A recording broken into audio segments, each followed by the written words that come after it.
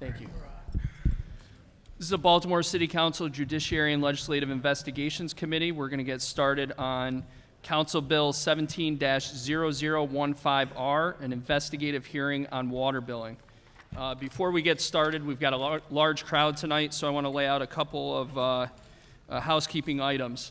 First thing is, if you have a cell phone, please turn it off or turn it on vibrate or any other notification that doesn't make noise. What we're going to do tonight is, after I get done with this housekeeping stuff, I'm going to pass it over to the chief sponsor of this legislation, which is Council President Young, for a few words.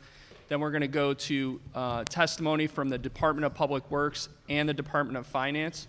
I'm going to ask our colleagues that we hold questions until both agencies have finished testifying. In addition... I'm gonna switch seats. No. I want you to be right in the middle. All right. It's your bill. In addition, I'm going to ask that our colleagues limit our questions to 2 questions apiece because of the number of folks that are here tonight that would like to testify. After we do questions from the council for the agencies, then we're going to move to public testimony. We have a number of advocacy groups that are here this evening. We will not be doing panels tonight. But what we will be doing is allowing those advocacy groups to come up and testify first. The 4 groups are Maryland Volunteer Lawyers Service, St. Ambrose Housing Aid Center, University of Baltimore School of Law Community Development Clinic, and the Pro Bono Resource Center. After that, we'll take testimony from the public. Public testimony will be limited to 2 minutes per person. Please note that those 4 advocacy groups will be given flex time at the chair's discretion. In addition to that, we have customer service from DPW set up in the other room. If you have a specific billing issue, not an issue with the system, but something is wrong with your water bill, or you didn't receive a water bill, or you got your neighbor's water bill, you can have one of the 6 folks from customer service and DPW assist you at any time throughout this hearing. There's a sign-up sheet in the other room, which is the current room directly ahead of me here, and there are folks in there working right now. If you have written testimony that you have not submitted to the council, please bring that testimony up to DePaul Nibber, and we will get that added to the record. I think that is everything. And with that, I'd like to turn it over to the chief sponsor, Council President Young. Thank you, Councilman Costello, for convening this hearing. I introduced this resolution because I have received, and my staff received, numerous questions from constituents about the new water billing system. Constituents are concerned about billing errors, the timelessness of receiving bills, and how to contest bills when they have a concern. When constituents call my office, they often cite issues like large bills or missing bills, and that they have difficulty getting in contact with a customer service rep at DPW. Tonight, we will have a public discussion about the new water billing system, how customers can communicate with DPW when issues arrive, and how bills can be contested. Baltimore City must have a fair and reliable water billing system, and we must be clear and transparent with what is working and what needs improvement, so that the citizens of Baltimore can trust they are receiving a fair, accurate, and timely water bill each month. Thank you, Mr. Chair. Thank you, Mr. President. I'd also like to introduce our colleagues. Vice Chair of the committee, Councilwoman Mary Pat Clark from the 14th District, Councilman Robert Stokes, member of the committee from the 12th District, Councilman John Bullock, member of the committee from the 9th District, Councilman Leon Pinkett, member of the committee from the 7th District, Councilman Chris Burnett from the 8th District, Councilwoman Shannon Sneed from the 13th District, Councilman Ryan Dorsey from the 3rd District, Councilman Ed Reisinger, member of the committee from the 10th District, and I'd also note that Councilman Brandon Scott from the 2nd District, member of the committee, could not be here because he's out of the country. One other thing before we get started with DPW, there are these sign-in sheets. If you're planning on testifying tonight, please make sure you have already signed in. And note that there's a little yellow thing here that says testify. You need to put a check or an X next to that for your name if you plan on testifying. Those are in the back of the room right now. And with that,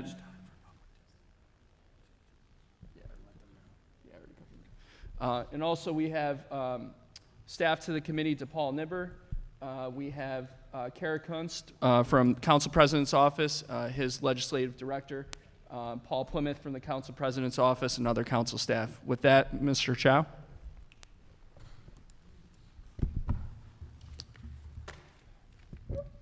Thank you, Chair, Vice Chair, Mr. President, and fellow council members. Thank you for inviting me to speak about water billings tonight. Before I get into the presentation itself, I just want to say a few words. I want to bring some of you that were around when I first came on board more than 6 years ago, just down the memory lane a little bit. 6 years ago, when I first joined the Baltimore City, out of the 400,000 accounts in the city and the Baltimore County, we had about, in the neighborhood, about 300,000 bills or meters were being estimated. That's the bulk of the issues that we were facing. Now, since then, the number of issues and complaints regarding to the bills itself, and many of those issues, I will cover that later on in the presentation. I think there's no mystery that there is quite a bit of challenges within DPW. The challenges is enormous, whether that's the staffing, whether that's technology, whether that is lack of vision or the mission, and or what we call the clear standard policies, procedures, aging infrastructure, et cetera, et cetera, et cetera. Now, I'm very proud of what we have accomplished in the last 6 years, 6+ years to date, with our hard-working men and women within the department. We have been very progressive. We have been building transparency. And most importantly, we are listening to our customers. Citizens demands the best from their government, in this case, our department, Public Works, and we are committed to be the best of the best. Now, our strategy in the last few years has centered around a number of things, and I just want to cite a few of them. First of all, we expanded our assistance program to our senior and low-income residents. We increased the threshold to increase eligibility for those individuals. We rolled out, if you recall, the home serve protection, or what we call a water and sewer service line extended warranty program to our citizens, low cost monthly, understanding the aging infrastructure that we're facing as a city. Likely that the service line or the lateral service for the sewer leading to the home or coming out of the home are equally aged and will require expensive renovation or repairs. Now, we deploy technology-based solutions to enhance our system and to assure our service meets the 21st century demand.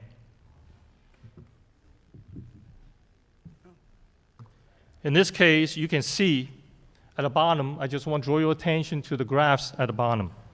What we have now, unlike in the past, where we literally had to send folks out and open up each individual meter lid, that's 400,000 in the city and the county. We now have a remote system, it's called fixed network. So from that meter in the ground, it will transmit the hourly usages through the fixed networks to our to our billing system, and eventually will go out as a bill.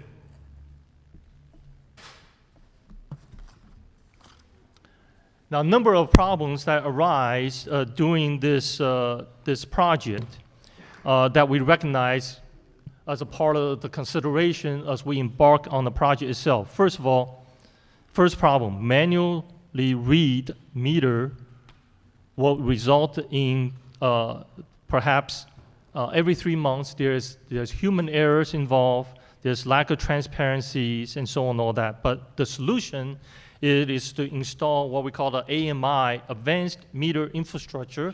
That's the fixed network system. And for our county partners, that we are installing what we call an automated meter reading system, or AMR. This requires someone to drive through the neighborhood with the collectors on their vehicle, which capture the 30-day reads from the county residents. Now, these meters record hourly water usages, and that is sent electronically. So we no longer need human intervention and potential human errors in transpiring that number into the system. You're paying $15 for infrastructure. That's the problem. Now, the customer can certainly, through this system, can track their hourly usages, and they can look at their usage patterns, and they can certainly bring upon themselves if they want to be conservative or conservation-oriented in terms of their water usages. This will provide that type of information for citizens. Next problem that we heard loud and clear from the residents was the quarterly bills that was hard to understand. So we installed a new billing system that is flexible, that's simple, and simple to read, simple to understand. It provides bar graphs and so on, all that, which later on will show you a screenshot of what the system could offer you should you sign up through your online self-service portal. Now, bills will arrive monthly, so make it easier to budget, unlike previously the 90 days. And not too many people I know that will save up 2 months of water bill money on side, just waiting for the third month when the water bill arrives. So by having monthly bills, it will certainly help citizens from a budgetary perspective. And the one thing I would say, the system will set alerts. So that means the bills, when we receive a read from the field electronically, should the number look suspect, and just because one resident might have a party or something, they're filling a pool or something like that, that create a spike, the system will catch it, system will hold that bill, we'll go through an extensive evaluation before we allow that bill to go out. Now, this is a detailed water bill, what it looks like. There's a bit of a misunderstanding that folks says, well, you added 2 additional charges. One is called account maintenance fee, management fee. The other one is infrastructure fee. First of all, those 2 fees were always part of the bill itself. However, because the customer had demanded transparency, and so therefore we broke that portion of the bills out. So if you remember back in the days before we deployed the new billing system, a cubic feet of water will cost somewhere around $4 and change.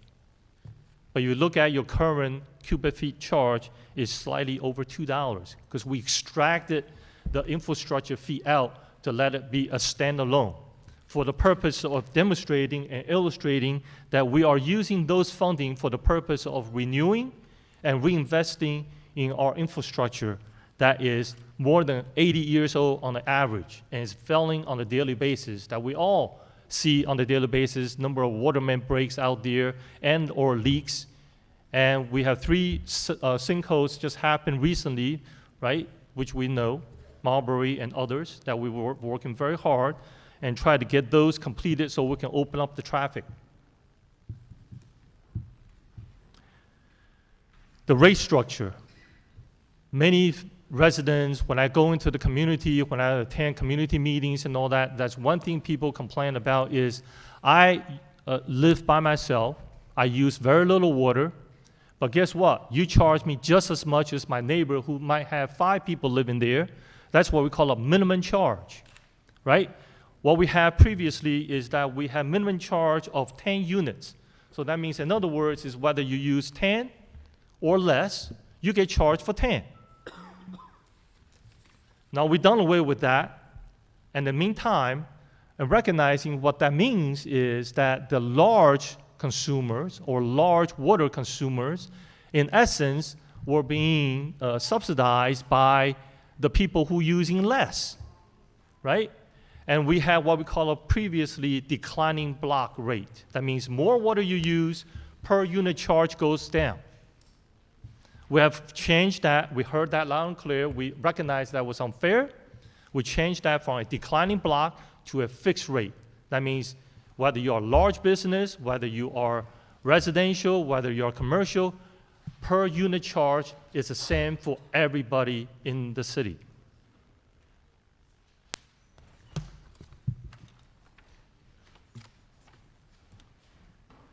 Regarding to the customer self-service portal, remember back in the days when we were reading every 3 months, send you a bill, with the customer self portal, that the customers will receive a bill.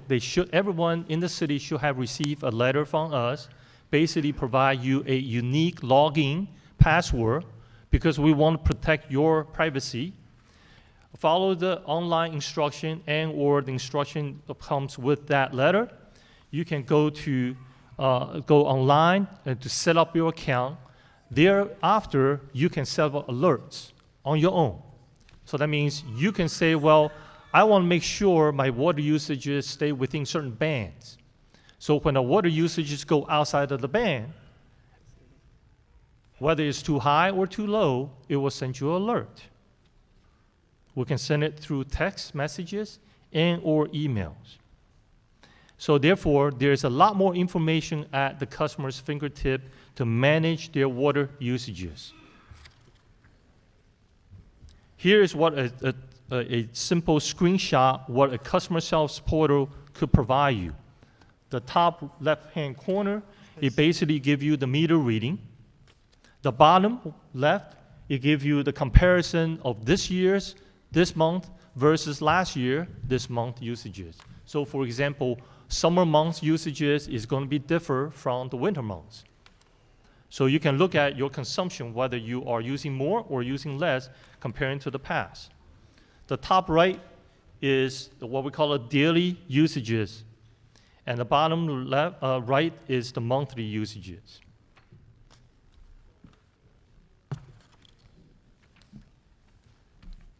It's just some additional ways to contact us. And certainly the key, remember, is dpw.billing@baltimorecity.gov. You can do change of addresses. You can do usage requests, bill history, bill issues, and all that. And then at the same time, Department of Finance support us in terms of payments, and because the finance is responsible for receiving and processing the payments. So if your payment is not displayed, and or return checks or misapply payments and all that, you should contact Department of Finance.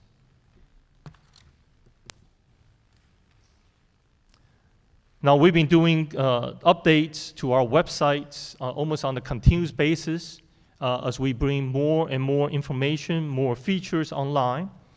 Again, DPW, publicworks.baltimorecity.gov. You can link to enrollment forms, FAQs out there online for common billing issues and concerns, inquiries. And there, by the way, there are 3 instructional videos with YouTube to talk about how you can actually sign up the customer self-service portal. And certainly you can learn about the tips and tricks about detecting interior or exterior leaks in advance. Very early on, instead of let the water bill continue to rise because of the water usages. And you can find out the impact on toilet leaks, the drips, and so on, all that. And often people think, what's a little bit of drips? How much water can that be? Or, again, that little flopper in the toilet bowl or toilet tank, remember that material of that flopper is made of rubber, and it warps over time.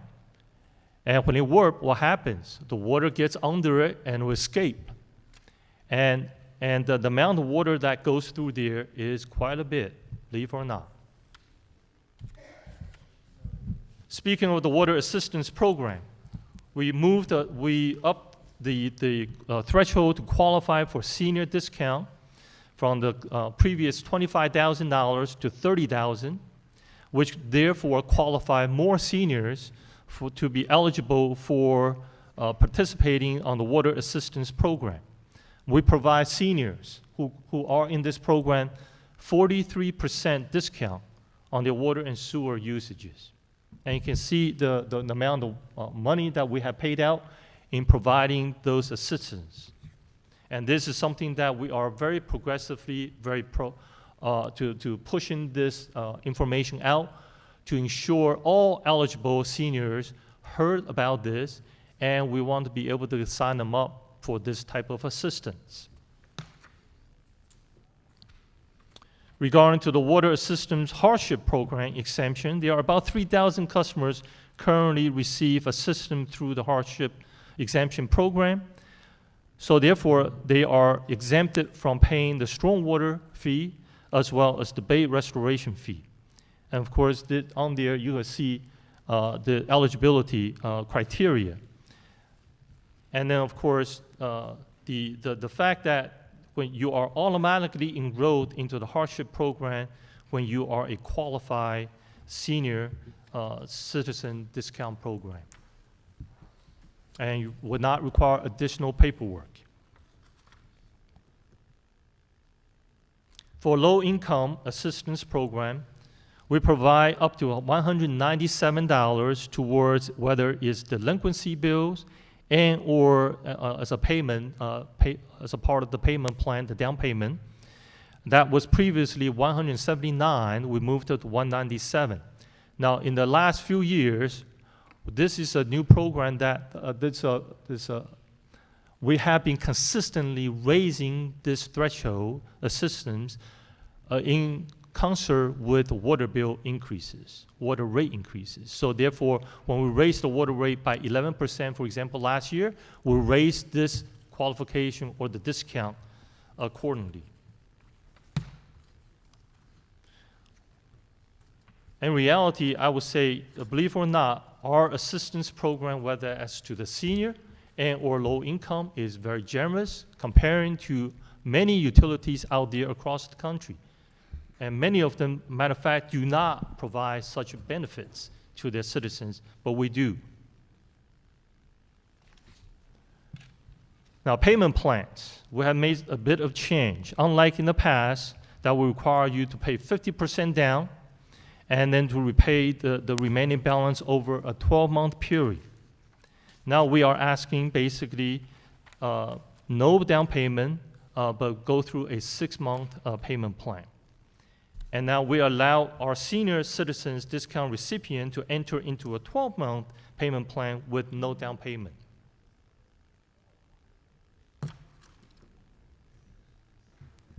This bar graph here, or this chart here, what you see is the blue line on the top is number of calls, where the orange line at the bottom is the number of walk-ins that we receive in our customer support services division. You can see that blue line dipped down to 0. That's the day when we went live, October 11th, 2016, when our new billing system went live and where we temporarily shut off. And then when we went live that day, you can see there has been a spike. Just like any new system out there, we certainly anticipated, we were prepared for the spike because it is a new system. There's a bit of education and a bit of learning certainly from our perspective as well as the customer's perspective. And things seems to have settled down now. And number of things, for example, you can see on this chart, the top one is the bill dispute, and the second one is the change of information. The third one, the third highest, is the payment plan. The fourth one is the actual application logging in terms of signing up for your self-service portal. Now, I have heard many customers complain about, I've been waiting online for a long time, I can't get to a call center agent and all that. And I will tell you, before we went live, our call center agents' response time was literally less than a minute. But certainly it's a heck of a lot more now. And for good reason.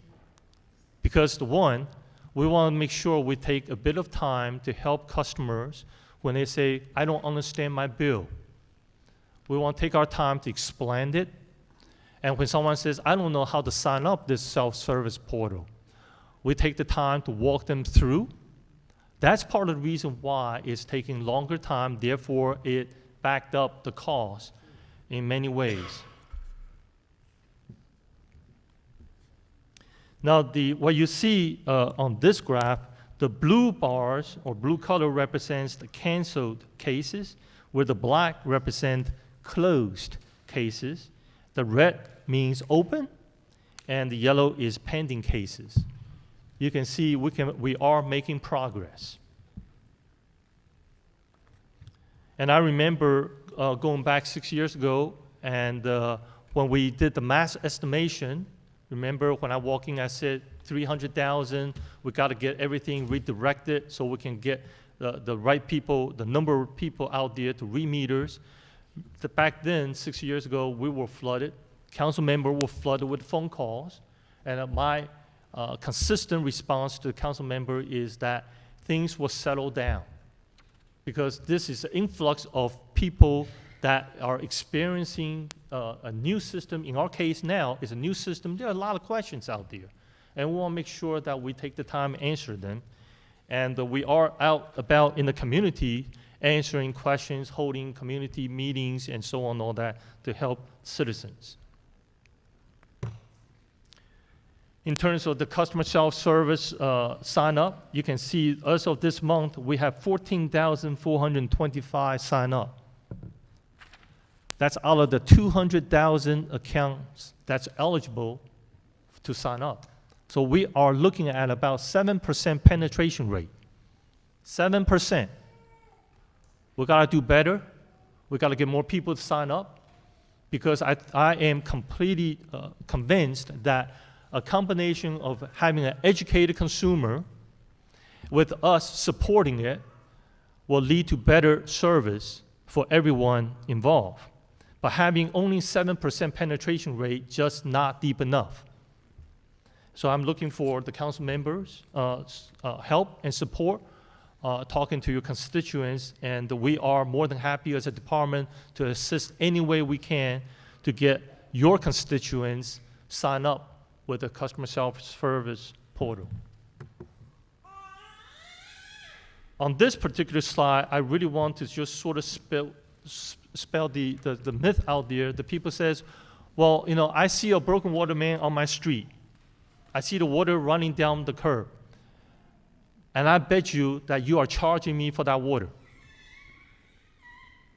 Reality is, water bills that we bill you is the amount of water that passed through the meter. So leakages in advance of that meter is not registered on your meter. So therefore, does not impact your bills. And how we differentiate generally, our responsibility, meaning the public responsibility versus the private, for the water service is the meter pit, and for the sewer service is the clean out. Now, we do have numerous, and I want to stress, numerous residents or addresses out there currently still do not have clean outs installed. Because remember, many homes were built decades ago, and they didn't require clean outs. But the current modern day code does require a clean out, and that's how we differentiate. And so every time that we come out to your house to work on your sewer lateral, we always encourage the residents to get engaged with a master plumber to get a clean out installed, which will help them to help us to do a better job in terms of maintaining their sewer laterals.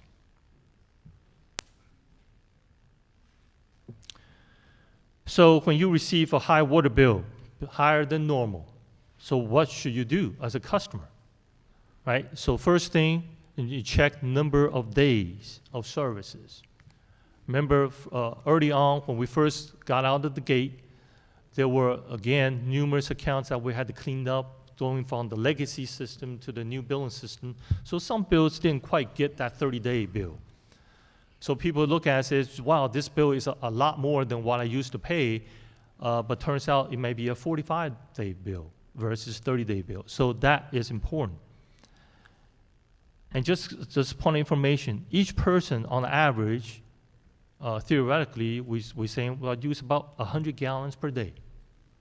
So that translates to about 4 CCF per month. And of course, check your home for leaks. And then remember, some of these high usages might not indicating a leak. You know, I got some examples I'll go through later on.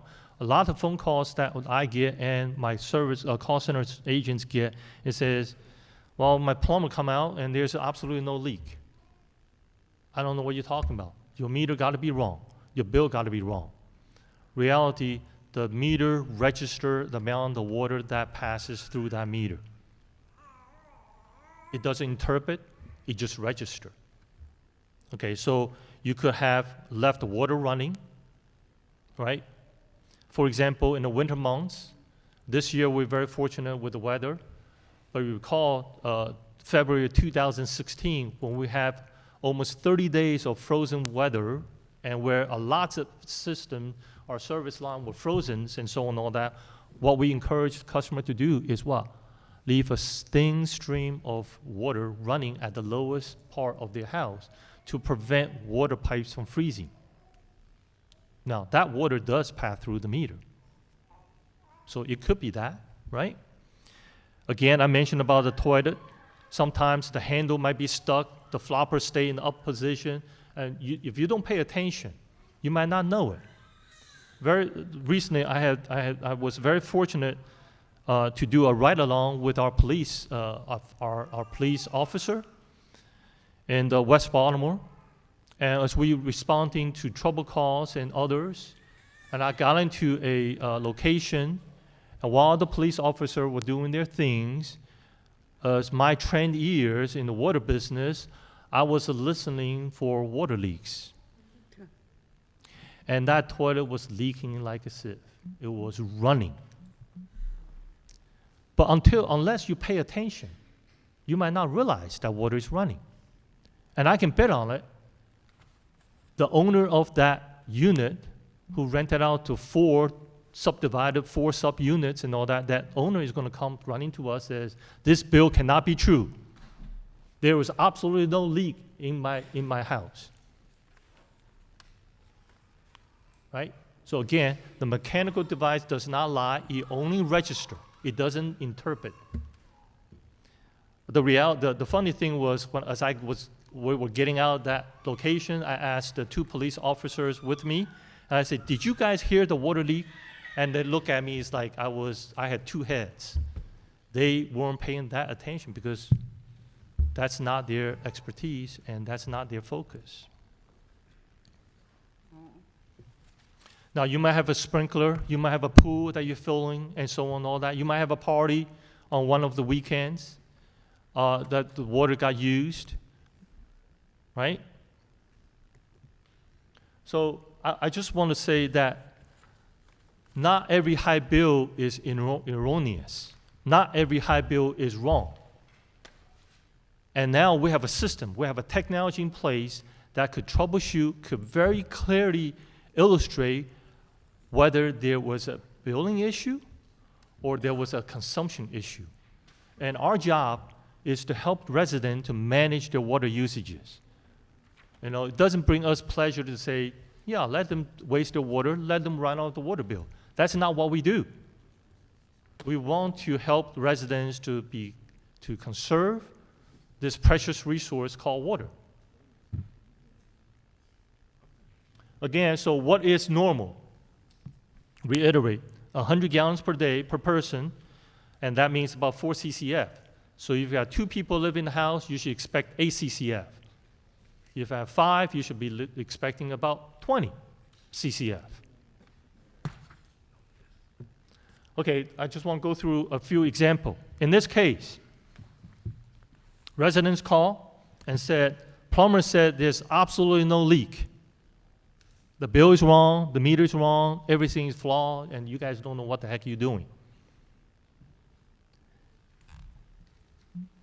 In this case, we took upon ourselves, we actually visited the particular address, location, along with the residents, and we were able to pinpoint a leaky toilet. That was the cause of the high bill. So once we pointed out, All they had to do is go to the hardware store and buy that $2 flopper, change it out. That's it, done. But you can see that red line on the top.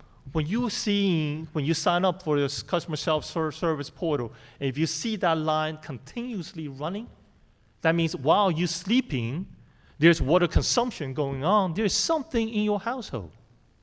Something is leaking. That's the reason why we strongly encourage people to sign up for the self-service portal, because that's where they can do their own detection. In the case number 2, customer received high bill after 30 days. The customer has simply forgotten that he replaced a flopper.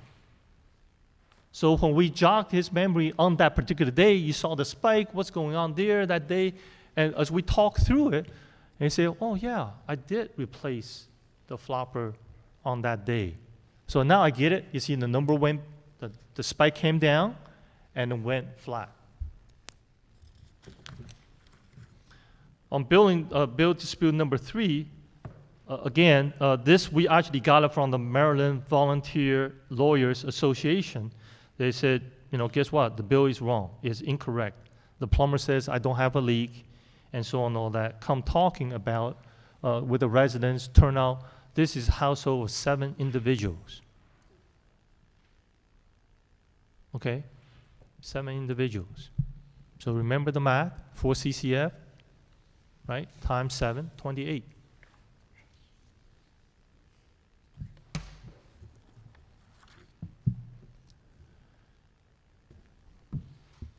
Now we are working, my whole team through my communications office, the community liaisons. We are out there about, as I said, to provide instructional sessions in the neighborhoods regarding to the self-service portal. The next event is coming out April 1st, 10 to 1 at Enoch Pratt Free Library on the New Orleans branch. Now, we want the residents to sign up the assistance program because, again, like I said, we have number of avenues can provide citizens. The reality is, if we don't hear from you, we can't be helpful. If you have high bill, you have trouble paying your bills, we want to work with you. We want to work with the residents. Find any kind of assistance program they may qualify for. But if we don't hear from you, we can't be helpful. And many of our cases where there's leaks go on and on and on and on and on for multiple quarters, multiple years, and the bill's running up thousands and thousands of dollars, right? In the case that was reported in Baltimore Sun not too long ago, and it's very fortunate someone has stepped forward to provide some funding to pay off the bill. However, the key is fix that leak. If you don't fix that leak, next month, the bill is going to come back. It's going to begin to build again. It's pretty elementary, but that's the thing. We need to figure out the origin of the problem, but only through communication we can help you. We can provide our expertise to be helpful.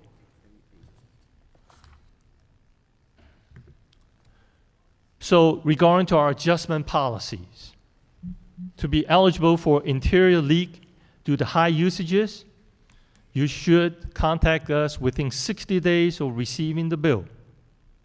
And we provide one time every 3 years per owner's request. And of course, the owner and tenants must be on the bill. And no receipts required. You just need to tell us, says, you know what, I want to use my mulligan. I want to use it this time. And in that case, we'll knock off 50% of water. No adjustment will be made to the sewer. Remember, interior leaks, that water goes into the drain, which goes into our sewer plant, which gets processed, even though it's clean.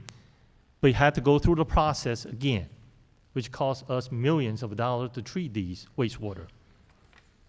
Now, vulnerable residents enrolled in the senior discount and hardship program will receive 100% credit on a typical daily usages.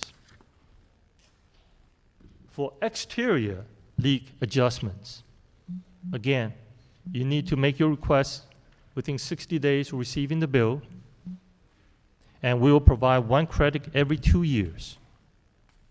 In this case, we will write off 100% of the water and sewer because that did not come into the water and or sewer systems.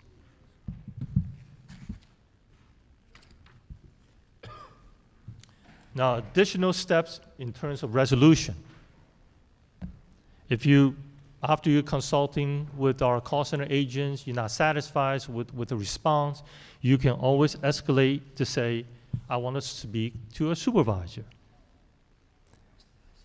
And or you can ask for a meter test, right? So we'll bring the meter into our meter shop, put on the bench, and actually pump through, for example, 100 gallons of water through that meter, known quantity of water through that meter, and based on the result, if the meter pass the test, there's a $103 charge meter test fee. However, if after the meter test it was determined the meter was malfunctioning, we'll replace the meter and we'll waive that $103. Then, of course, you can file a bill complaint. So get into a little bit about the bill complaint. Again, you have to file within 60 days. You need to include certainly pertinent information, contact information, account, and all that. And of course, we'll review this according to our policy procedures, ensure everything was done properly and so on and all that. And if you're not happy with that, you can escalate it to the division chief of the Customer Support Services Division, and next stop will be to the Bureau Head of Bureau of Water and Wastewater, and lastly, you can come to me. With that, I conclude my presentation. Thank you, Director Chow. Before we go to finance, a couple quick housekeeping items. One, I wanted to acknowledge Karan Banks from the Mayor's Office. Apologize for not recognizing you before. Director Chow, can you quickly introduce your team and each of their roles? Sure. Okay, Ms. Collins, Legislative Affairs Officer, and Mr. Jay Price, who is the Acting Bureau Head, and Dale Thompson is my Deputy Director, and Kristen Aldendorf is the Assistant to Ms. Collins in the Legislative Affairs, and Maria DeCellis, who is the Chief of the Customer Support and Services Division, and did I miss? Well, I got my communication chief, Jeff Raymonds, is in the back there, and Jennifer Ludwig, and also is part of the Customer Support Services Division. Thank you, Director. Just to touch on something I said at the beginning, so if you're planning on testifying tonight, there are sign-in sheets that are out in the hallway. We have most of the completed ones here. Please make sure you write your name on that list out in the hall if you've not done so already, and make sure you check the box that says testify next to your name.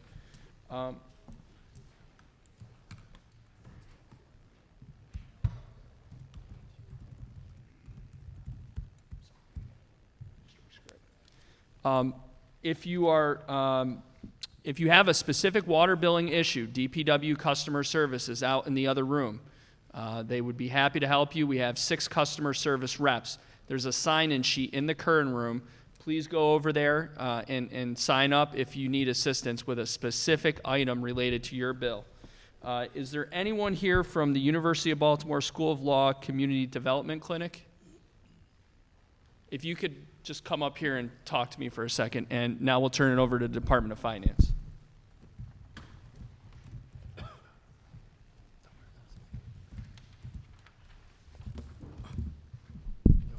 Good evening, Councilman Costello, Council President Young, and other members of the City Council. My name is Janice Simmons, and I'm here this evening representing the Department of Finance, and more specifically, I'm Chief of the Bureau of Revenue Collections. I'm here to report this evening that the Department of Finance takes no position on this Council bill resolution, as none of the items identified in the bill fall under the purview of the Department of Finance. The Department of Finance stands ready to assist the council and respond to any questions that you may have, but no bureau in finance has purview over any of these matters discussed in the bill. I will say that after, once we migrated to the new monthly billing system, there were some stabilization issues associated with payment processing. Just to be clear, the Bureau of Revenue Collections has oversight for the effective posting of payments, which is different from bills being issued, of course. And so if anyone has concerns over the fact that their bill didn't show as posted because they know they remitted their payment on X date, but when they checked back with the system that the bill appeared to be not paid, then that would be something that Revenue Collections would look into. We have 2 vendors that assist with our payment processing, and that is Merkle in Hagerstown. That's all paper remittances. Anybody remitting a check that's going to a post office box would be picked up by Merkle. And then we have ACI, which is our electronics payments processor, who processes any bills that are paid online, and that would be paid in the form of a credit card or an ACH. And then more recently, since the end of December 2014, we have an arrangement now to accept payments via mobile phones for water bills. So we try to meet our customers where they are. Thank you. I have a question. Oh, I guess I'm. Sure. Can you talk, oh, I thought you weren't here. I was going to ask a question. I'm still here. Please continue. We're going to take questions at the end. You're done? Yes. Okay. Give me 1 second, please. Sure. It's not a bad question. All right. Thank you very much. I'm going to turn it over to Council President Young. Mary. Council. Thank you. I'm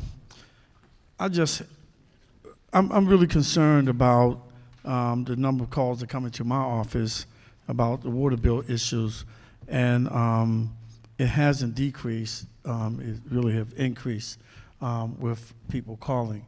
I want to make sure that I clearly understand that there are glitches, but are the glitches fixed?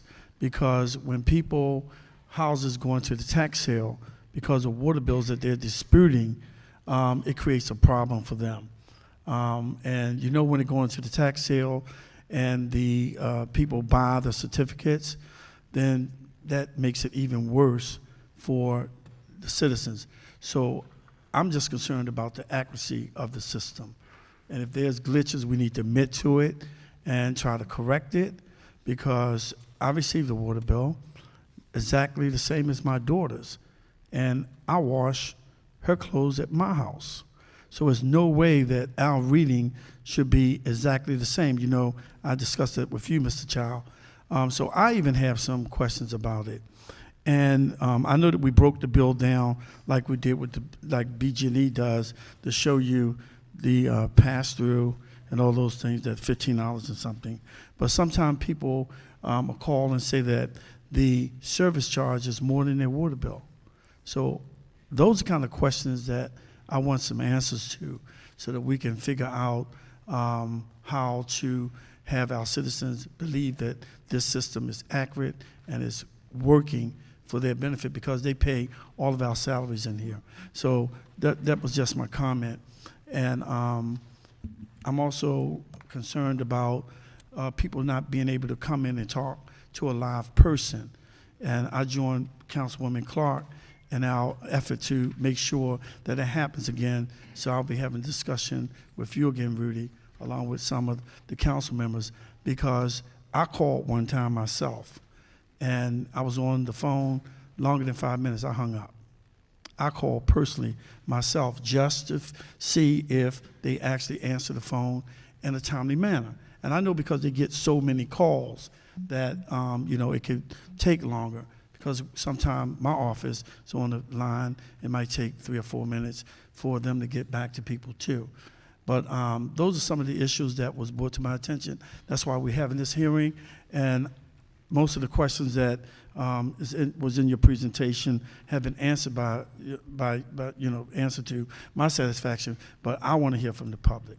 This is not for me to sit up here and ask all the questions. It's for the public to come and talk about some of the things that they want to talk about as it relates to their bills. Thank you, Mr. President. Councilman Burnett. Thank you, Mr. Chairman. And my apologies to jump in, but I do have another event tonight, so I did want to get a chance to ask a question to Director Chow before heading to a community meeting I have. So I received a concern from a resident who is wheelchair bound, and it relates to the stormwater fee.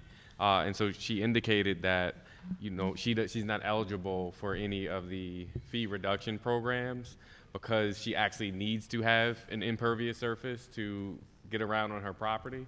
And she indicated that parking lots and religious institutions parking lots at religious institutions are exempt from the fee, but residents that have are living in ADA compliant households still end up having to pay the maximum amount of the stormwater fee, and there's really no way for her to remove the impervious surface because then she wouldn't be able to navigate her property. Okay, so in that case, let me just make a general statement, and I'd be more than happy to take that specific location so we can check into it.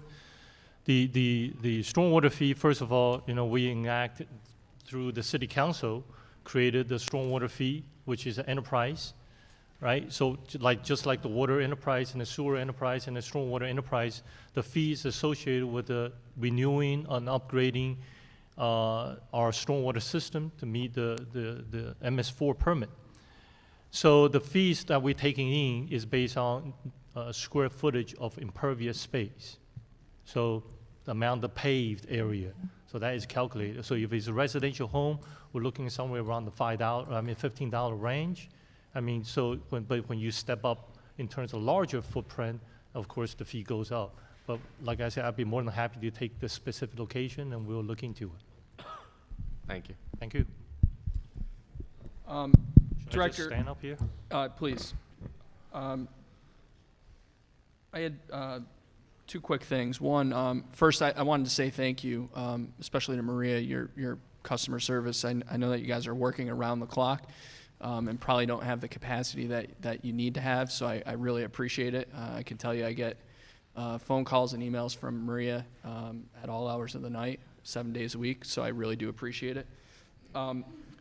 I have a question from Senator Ferguson, actually. Can you talk about, and this is also a question I have, I've heard this from many folks, can you talk about whether or not the system will ever have the capability to do automatic billing? You're talking about sending out electronic bills. Yes, and having an automatic billing set up so that when folks go online to pay their bill, their information's already there, and also so that there can be an automatic withdrawal. Understand. So the new billing system is fully capable of doing such a thing, but is not part of the phase one rollout in this case.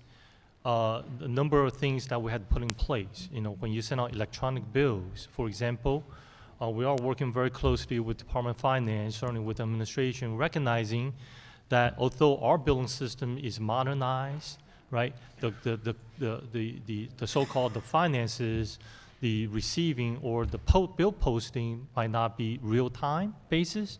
So there's some things need to be put in place before we embark onto that. But the system is able to do such a thing. It's a matter of time when we are ready to roll that out. And do we have timing for when that will be rolled out? I would say probably next year or two or so. Okay, thank you. And the second thing is, when folks call customer service, I imagine they have a script just like a 311 or a 911 operator does.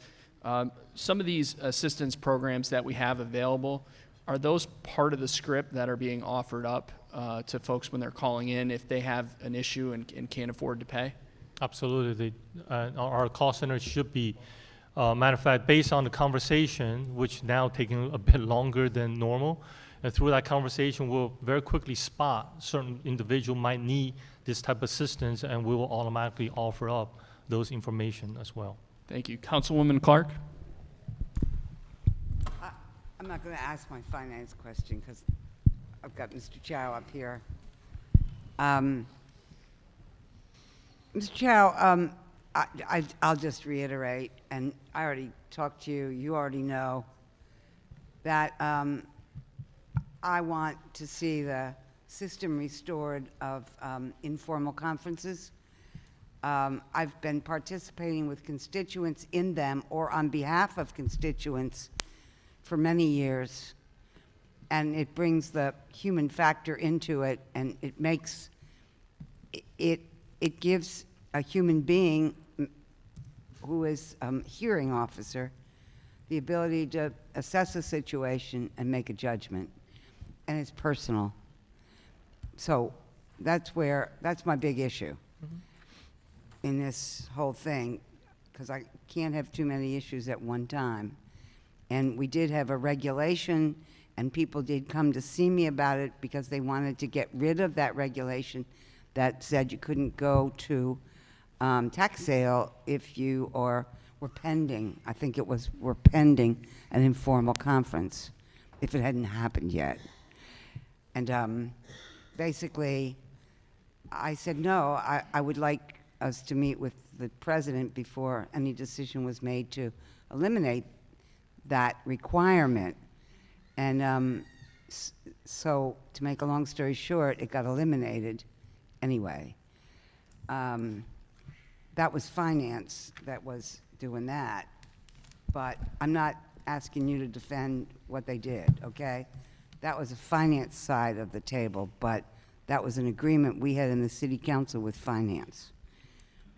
But to get back to my issue, a lot of the people who are customers for water service, if you put a laptop and set it up in the, in the house, they wouldn't use it. I know people whose kids have done that and they haven't used it.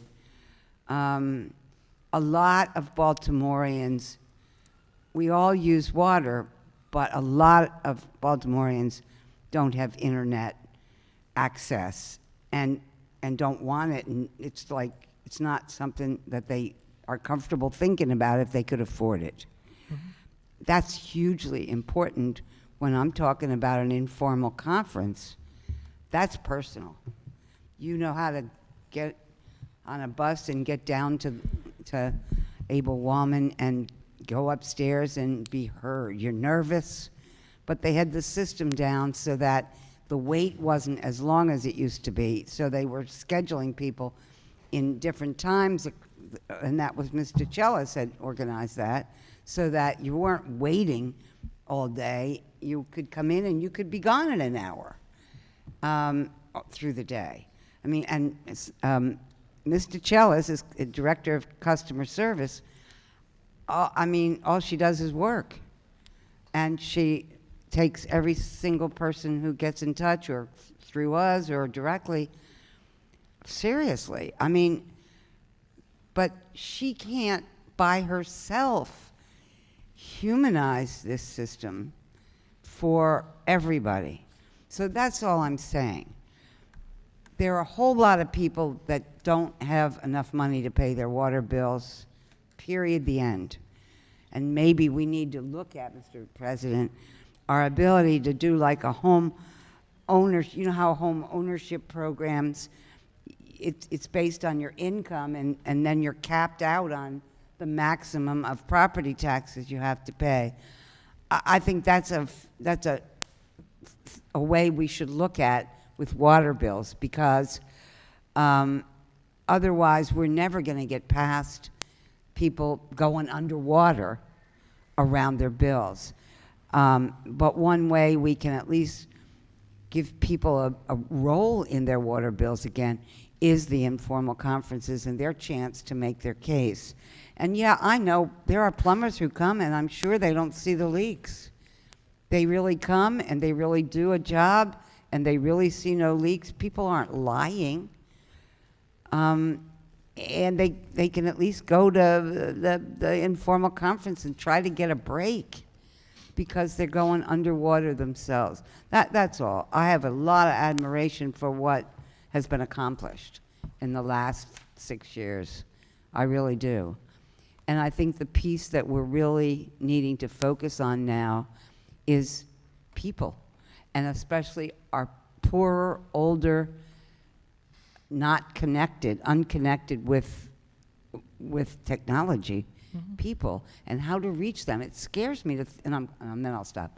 It scares me to think, I've thought of 1,000 things. How can I afford to get information out to all the people that need it in my district? I can't email it. I mean, I can do that, but the ones who really are going under, I can't use email. They don't all come to meetings. How do we reach them? Now, they do get water bills. And so that's probably a way to reach them, with paper and print. But it can't be a lot of print all at the same time. It can be one issue at a time. But I thank you for your service. I thank all the people who work with you, are very dedicated people. That's not the issue. We've arrived at a place where it's kind of like a crisis, and it's a crisis of income. It's just what people have as income versus what is growing and growing as requirements, and water is at the core of it for elderly, and now it throws them into tax sale. It's just, it's a dilemma we got to solve. So thank you for all you do, all the people. Thank you, Councilwoman. Director, one thing that I commonly hear is that folks in the county pay less than they do in the city, which we all know isn't true, but I was hoping that you could give kind of a 1 to 2 minute narrative to explain that for everyone. Okay. So first of all, And while you explaining that, so that the public can know, because when it's on their property tax, they can file for that. If we can look at how we can do that in the city, put that front footage charge in the tax bill. okay, so the creation of the water enterprise, going back several decades ago, is for the purpose to ensure that we are self-sufficient. So in this case, our water bill so the water system do not get any allocations from the general fund. So everything that we do are collect through the water bills. So the water bill itself is all-inclusive. That means all the administrative, all the salary, all the technology, all the treatments, and all the maintenance of our reservoirs and underground tanks and our treatment plants. All those are things that we pay for. That's all part of the water bill itself. So it's appear in one place for city residents. However, the county's water bill is through their general fund. So that means we are in charge of sending the water bill to the county residents for water consumptions only. Regarding to sewer, regarding to infrastructure, regarding to other administrative things that associate with the county, that county charge the county residents through their property tax bill.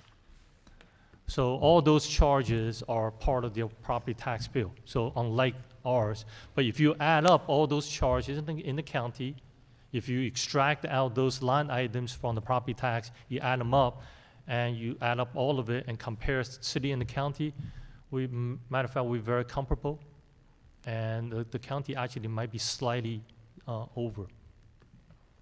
Thank you, Director. Councilman Dorsey. Thank you, Mr. Chairman. You said there were how many accounts being estimated when you started? How many what? Accounts were being estimated in their billing? 300,000 out of 400,000. 300,000. I think this really piggybacks on what Councilwoman Clark was saying about kind of the human aspect of this.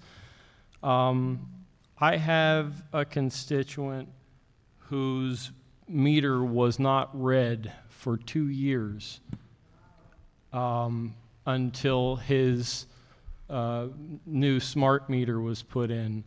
And during those 2 years, he was being underbilled as estimated.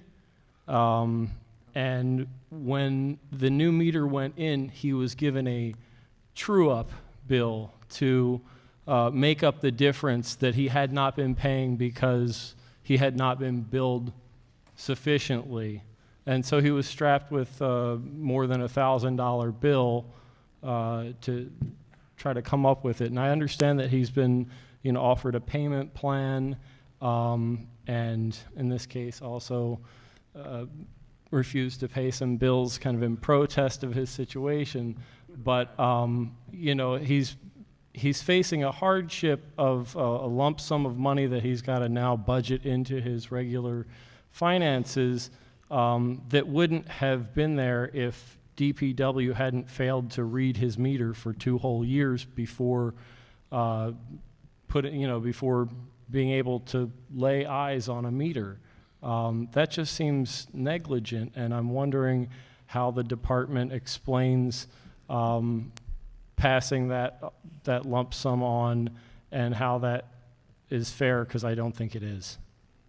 Okay, so as I stated earlier when I first started, we have a lot of challenges within the department, and this is one of them.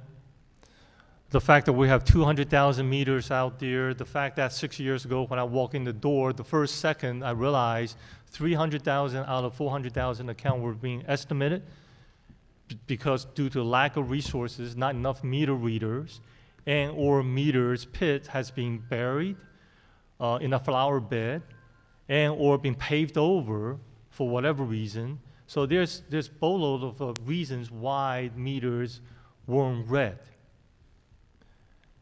But that's really is the crust of why we doing what we did in the last 3 years, trying to upright this to provide the confidence to the residents that for the first time they can actually trust the meter reading that associated with their bills.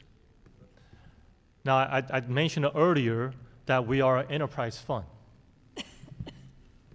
And I think we need to recognize, and I take that responsibility, fiducial responsibility, very, very seriously. Every year we come forward, and every year I know I get called up to information hearings as such this about water rate increases. At the end of the day, what we don't collect, we end up having to charge through water rate increases. Because remember, at the end of the day, we need X amount of dollars to maintain the system.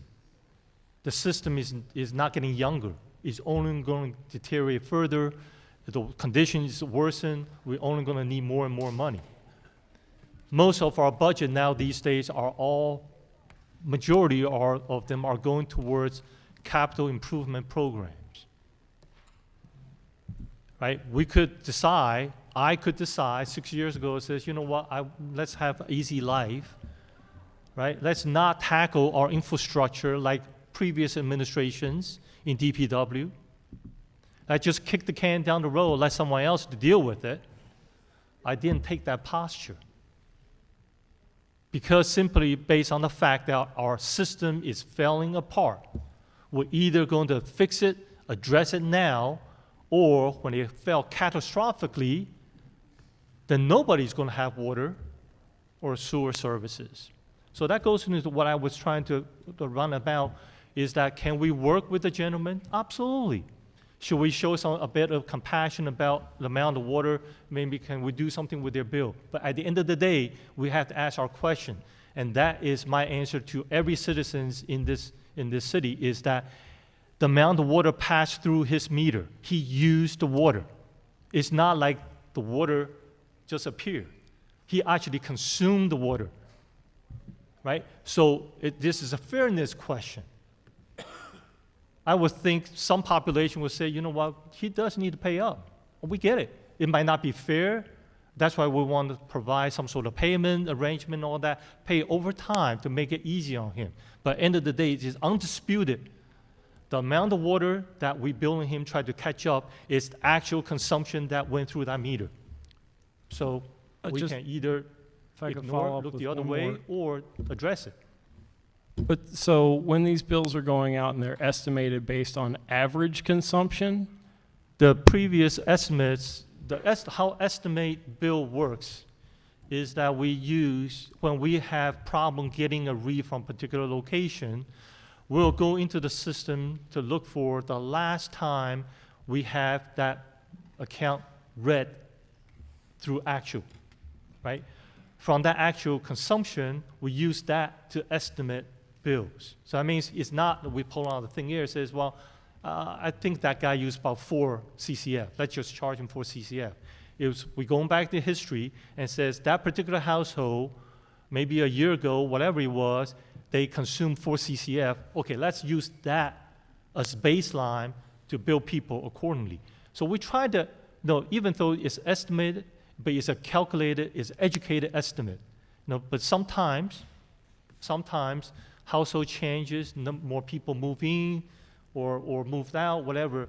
So that actual consumption used for estimates is not that absolute accurate. In this case, you might have more people living in the house compared to the last time when the meter was actually read. So that's why it created that additional consumption.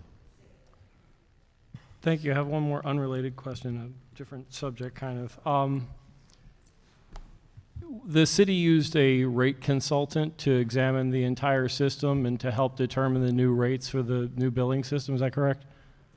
That's correct. I asked you a question in an email a couple days ago, and I hadn't gotten an answer about that, so maybe you could clarify now.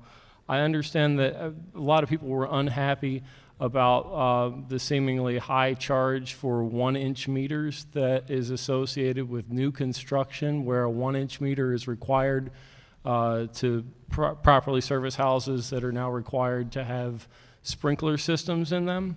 I was told that a significant number of new construction houses are going to have that rate slashed for them because they're unhappy with that rate. And based on the number that I heard, and the slash rate that I heard, that's going to amount to $90,000 in revenue less coming into the city monthly. And I'm wondering if you could tell us what's going on there, how we can afford $90,000 less per month coming in, and who is going to eat that up in the difference. Okay, so again, this comes into a fairness issue in this case. Excuse me. Appreciate it. Everyone's going to have an opportunity to speak tonight, and we're asking that only one person speak at a time, so please respect that. So in this case, we have the new fire codes require any new and or newly renovated homes must have interior fire sprinkler system built. As a result, we needed larger meter to support that fire suppression system. We recognize that this is a new code that we're going to be pushing forward because more new homes are going to be built, as well as more new homes going to be renovated. It could result in any of the residents out there or any particular households, because that's the new code. So through consultation, certainly with the council members, through consultation with the citizens that were impacted, that what we determined was to charge them based on the water consumption, but also add on top what we call a monthly fire suppression charge. Now you speak about the potential shortfall in terms of revenue, and I would say that revenue is not being spread in terms of our rate calculations and so on and all that. Is that basically we recognizing that first of all this is not a current affair. This is going to be continuing on, because from this point forward, Any new homes, every new homes built in any one of your districts will have to follow that code. So this has an implication to a citywide impact. So we took that into consideration. We basically adjusted our budget, so we didn't take that money and spread it across to the rest of the population. This is something that we basically reduce in terms of our projection. So, I don't know how to put this. Those rates determined through working with the rate consultant in developing this new plan were based on the need for that volume of delivery. It sounds to me like those new homes and the people in them paying those bills are going to pay a little bit less than what was determined to be their fair share, while everybody else is still paying their fair share. Not necessarily. Okay, so first of all, we have 1-inch meter out there that for this particular case, fire suppression system, and there are meters out there that are 1-inch serving house that requires 1 inch without fire sprinkler system. Okay, so in those cases, we charged 1 inch. But in this case, because we recognize on a day-to-day basis, their consumption is actually through what we call a 5/8 inch meter. Their actual consumption is through 5/8. So they are paying extra $13 a month to basically get that insurance policy, sort of, you call it, is to ensure that when there is fire, the sprinkler system will be able to move the amount of water to help put the fire out in the dwelling. I mean, but on the day-to-day basis, they don't really need a 1-inch meter purposes. So it's a little bit different in terms of the house that has no fire suppression system is 1 inch. We didn't step back on that because that's what is needed. But only in the cases that we recognize, first of all, this has larger implications, not only in present, but in the future. Because as we continue to rebuild the city, every house going forward must meet this code. So you may think that, okay, so we're doing just this small population a favor by stepping back. But the reality is that this has a citywide impact. Every residence in every district could potentially decide to file an application that says, I want to renovate my home. In order to pass the code enforcement, you must have fire suppression system. So we believe this is a good, workable solution that provide the residents that added support that needed, but at the same time realizing their consumptions actually meets and matches the normal 5/8 inch meter consumption on a day-to-day basis. Director, I just wanted to thank you for how thoughtfully your team addressed that problem. It's not just new construction. There are other homes throughout the city that are impacted by that, specifically Hope 6 developments like Heritage Crossing. I know I saw our community president, Janet Allen, here from there, as well as the towns at the Terraces in Poppleton. So I would like to commend you. I think you did a fantastic job of trying to come up with an equitable solution while balancing all those different interests. Councilman Bullock? Thank you, Chairman Costello, and good evening, Director Chow. I want to once again thank you for being here and answering questions. I have two main questions, and I'm asking on behalf of a nonprofit organization that's also an affordable housing provider in my district. And one of the things they do, they operate about 70 units for low-income individuals. One of the challenges that they're having is just the administrative load as it relates to 70 different bills every month. And so just two quick questions. So, and I think this issue is going to apply to others across the city as well. So for large landlords, even homeowners, would you also consider a potential budget billing method? There are some other service providers and utilities that do that, so you have a fixed monthly rate that could be set on past usage. And I know we've kind of moved past that, but just wanted to ask about that so that they can be reconciled at the end of 12 months. The other question, though, and this is probably even, I would say, more important, but for those entities that have like 70 or 50 units, and this entity in particular actually pays the water bills themselves. Would it be possible to just have one bill for that LLC or for that organization, and have it go to one address, just for the ease of administrative capabilities? Sure. So, short answer to your two questions: yes and yes. Okay. So we will have ability to do budget billing, but again, that's the future rollout. Again, like I said, this system is very flexible. It's really modern, the system out there. But the reality is that there's a lot of features we haven't turned on yet.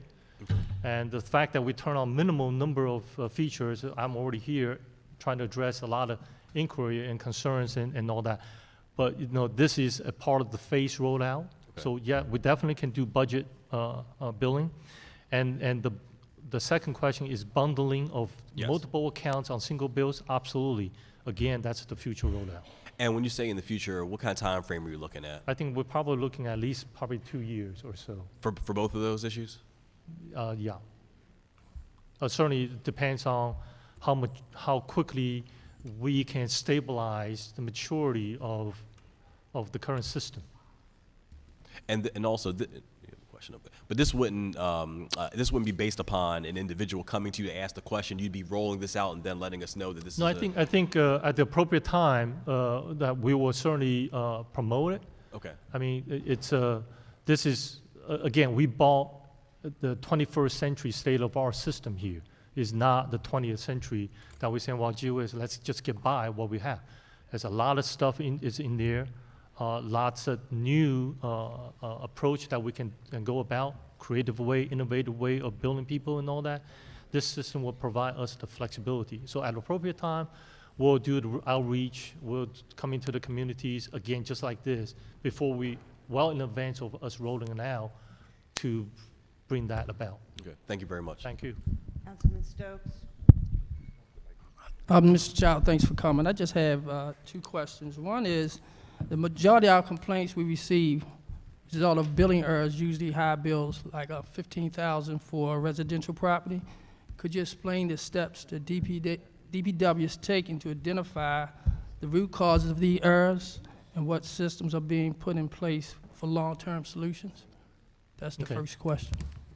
So first of all, I mean, the particular bill that you were mentioning about, which along with the mayor, that with her, there was a press conference about what we call a system glitch at the very beginning, right? So when we migrated from what we call the testing environment into the live environment, one of the sub-program did not get transferred over.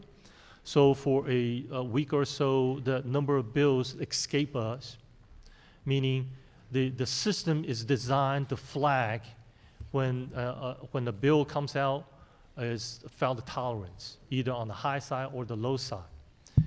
In that case, we quickly jump on it. We were able to bring the patch over, and we were able to fix it. So going forward, we should not have those erroneous bills. However, when someone does receive a $15,000 bills, I would say if that is real based on actual consumptions, our system can provide the hourly reads, we can provide the actual consumption and all that. And if it really turns out to be that was an amount of water used, then it is what it is. But the system should be flagging so it's not automatically go to print, actually you get polled and get examined by a group individual within Customer Support and Services Division, eyeball on it, and then maybe we do a check read to say, yeah, this is real, or no, something is wrong. But the system is in place now. Okay, thank you. The second question, can you explain how DPW is using the ability to detect leaks proactively to benefit the customer? For instance, if the system could detect unusual increases in usage, how is DPW using the information to determine if the increase is correct or if it's a computer error? Okay, so leakages, again, go back to sort of what I was, one of the example I show you with the red bar graph. I don't know, I guess we lost it. So leak detection, and again, that meter is registering consumption. So if there is leak on site, that meter will continue to register water actually passing through, right?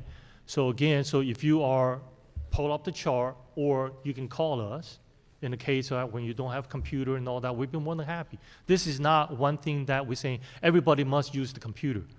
We know we have to provide multifaceted in terms of the customer inquiry. So in this case, we'll pull up the chart and we're saying, gee, the last 2 days, the water consumption stay up high continuously. That means there's never drop off. We all know we use the faucet, we turn it off, we go about and come back. So you actually register the actual consumptions, right?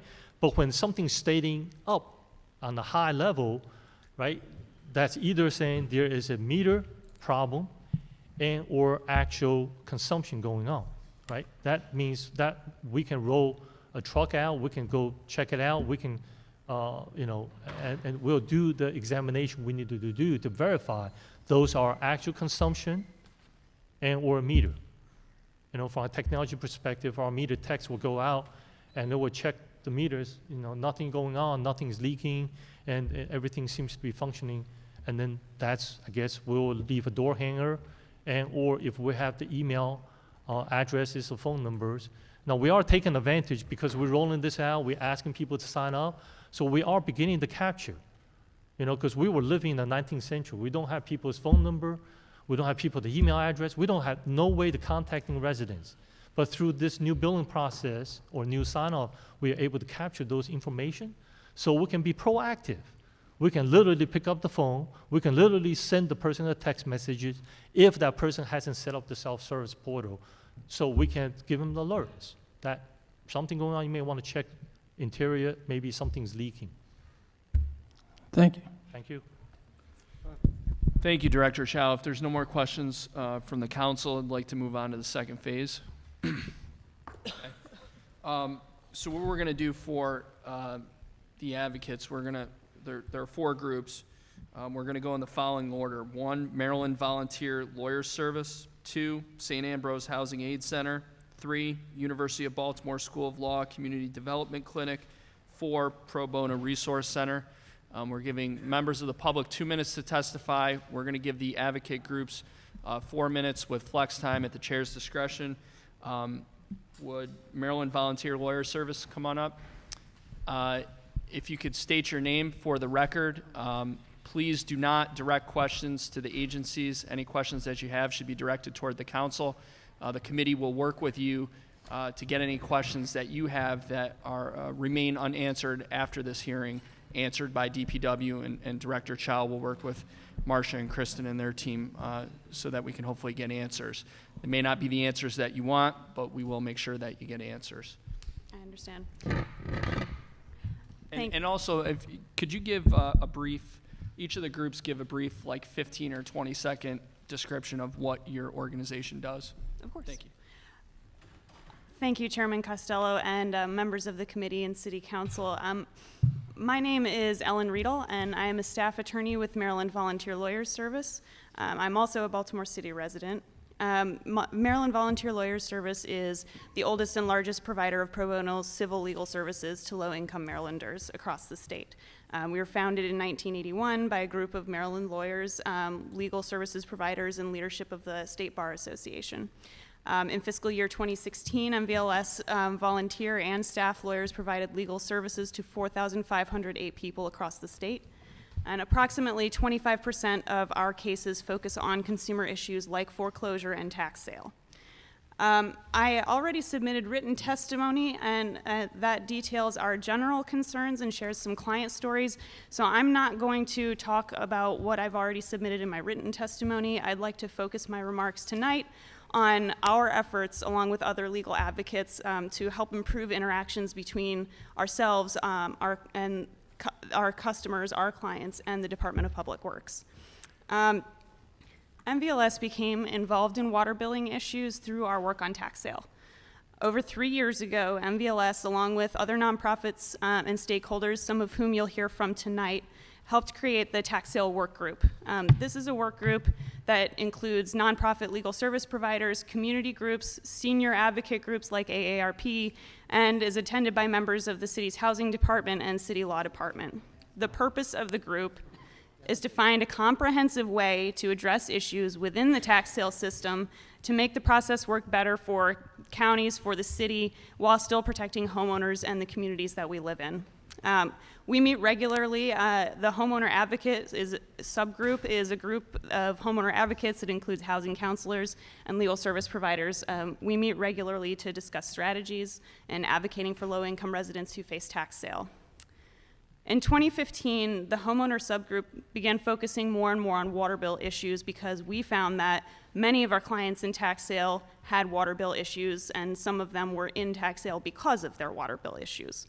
To try and address the issue on a larger scale, we reached out to DPW and invited them to come and participate in our meetings.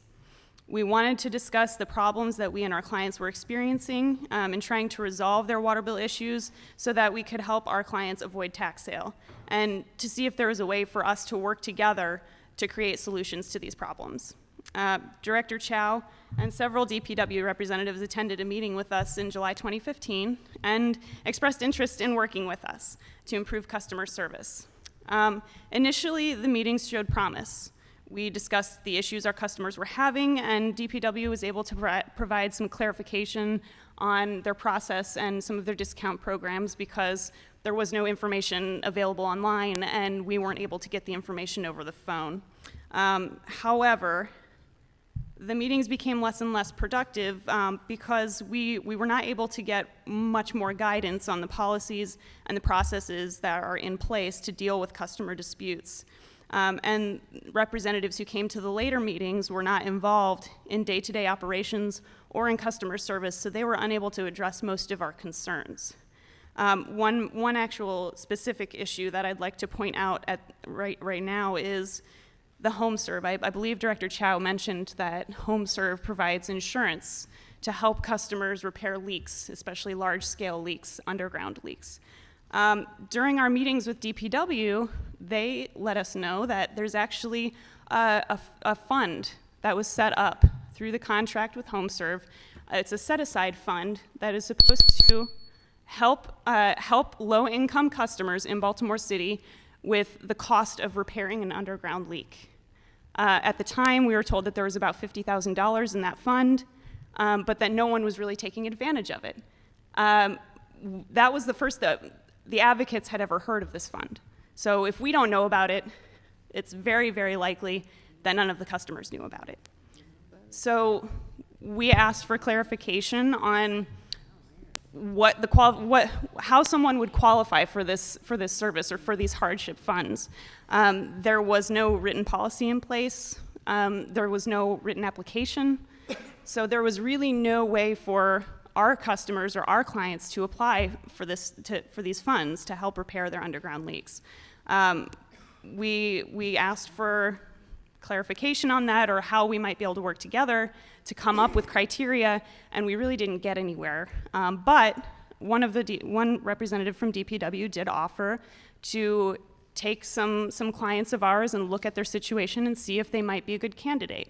So I emailed a list of, I believe, 9 or 10 of our clients who had large leak issues, and unfortunately, no one ever got back to me. So we still don't have written criteria, or we don't know if there is written criteria for who may qualify for this hardship fund or how they can apply, and that information is not on their website either. So that's just kind of one example of where I think we would like to work together, and I believe that we can, but that's just an example of something that we were not able to get any further on because the meetings ended up breaking down, and we are not having meetings currently. After only a handful of meetings, I believe there were 5, representatives did stop coming to our meetings, despite our invitations. We've reached out to DPW as recently as this month and have not yet received a response. We really would like to continue working with DPW to help resolve the issues that affect its customers because they're our clients. And I think that we can work together to come up with solutions, and we're ready, willing, and able to do that. Thank you very much for your testimony and for everything you're doing for the citizens of Baltimore. Director Chow, before we go to the next one, I think we have a couple quick questions about the fund. Yeah, we're going to switch over to Director Chow. Thank you very much. Can you give us a brief narrative of what that fund is, how much money is in it, whether or not there's criteria for disbursement of those funds? Sure. So that is a set aside that is administered by, so first of all, when we rolled out that home serve program, it's not really an insurance program, it's an extended warranty program. We want to make sure that we as a department don't handle that cash.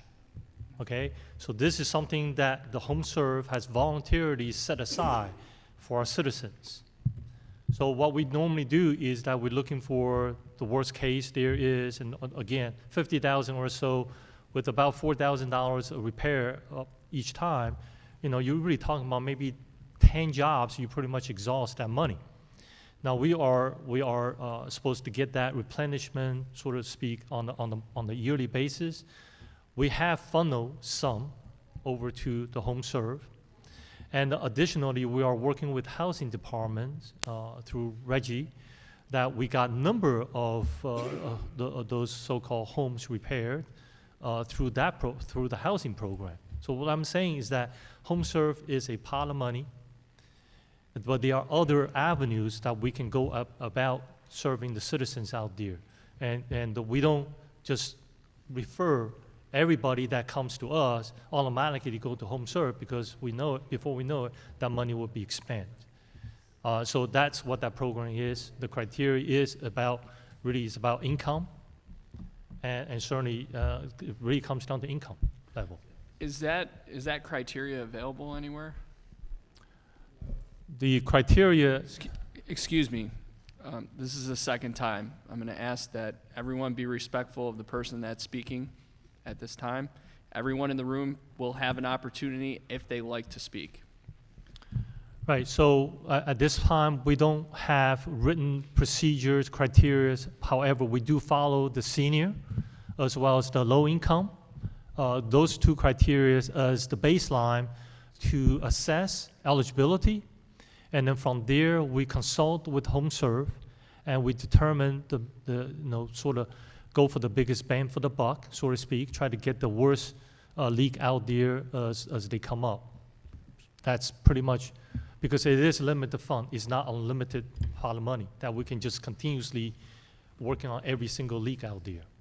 Director Chow, is that pot of money just for people who have signed up for that service, or is it for anybody? No, for any citizens out there. Okay.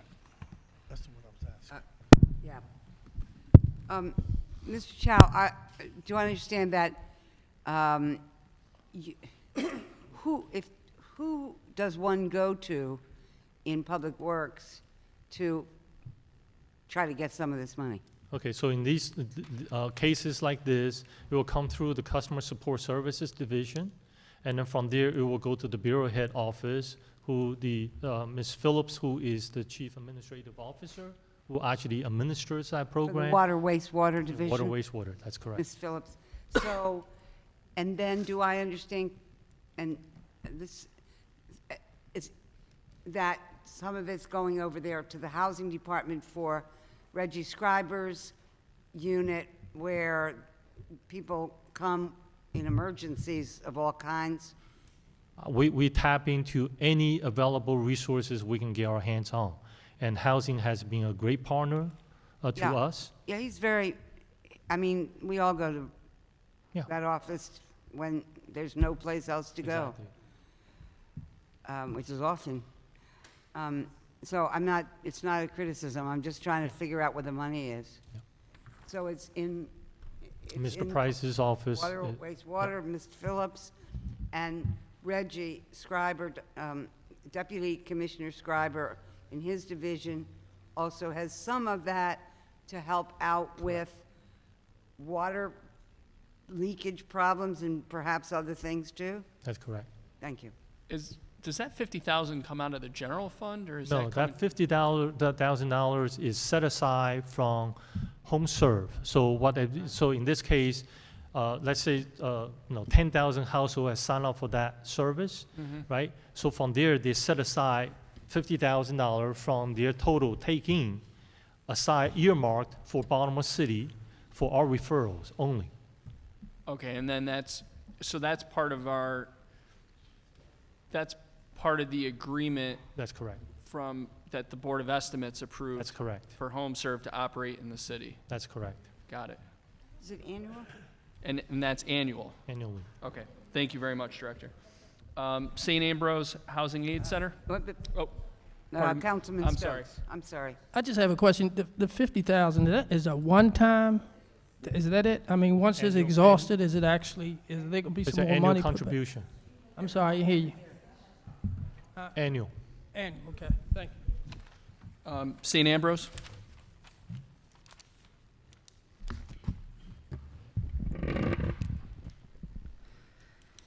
Chairman Costello, distinguished committee members, thank you for this opportunity to discuss the issues that are associated, thank you, with the Department of Public Works, and thank you to our City Council President, Jack Young, for requesting that this hearing take place. My name is Charlotte Clark, and I am a staff attorney at St. Ambrose Housing Aid Center. We help provide and preserve affordable housing for Baltimore City residents. We are one of the oldest nonprofits in Baltimore City, and we are the oldest housing aid center in Baltimore City. The legal department served over 800 citizens last year, and it is based on that work that I provide my testimony today. Our department has spoken to over a dozen individuals at DPW in customer service and in other various technicians and things of that nature. And we have yet to receive consistent information about the procedure an individual must take to dispute their bill. Even the information that was given tonight is not consistent with the information that we have received over the past 2 months about how an individual disputes their bill. And we are sympathetic to the employees at the Department of Public Works because we understand that they have had a tremendous amount of change in the past few years, and we're appreciative of all those changes and the programs that they're implementing to help our citizens.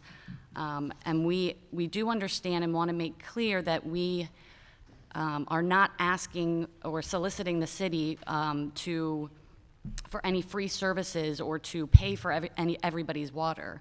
What we want at this time is a consistent, transparent process in place, like a hearings process, for an individual to discuss their unique situation and their unique property prior to their water bill being sold at the tax sale auction in May.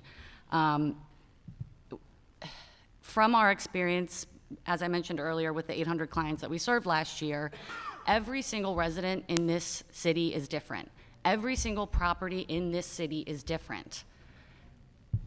Checking boxes on a form to request a water bill adjustment is not going to address a specific resident's unique situation.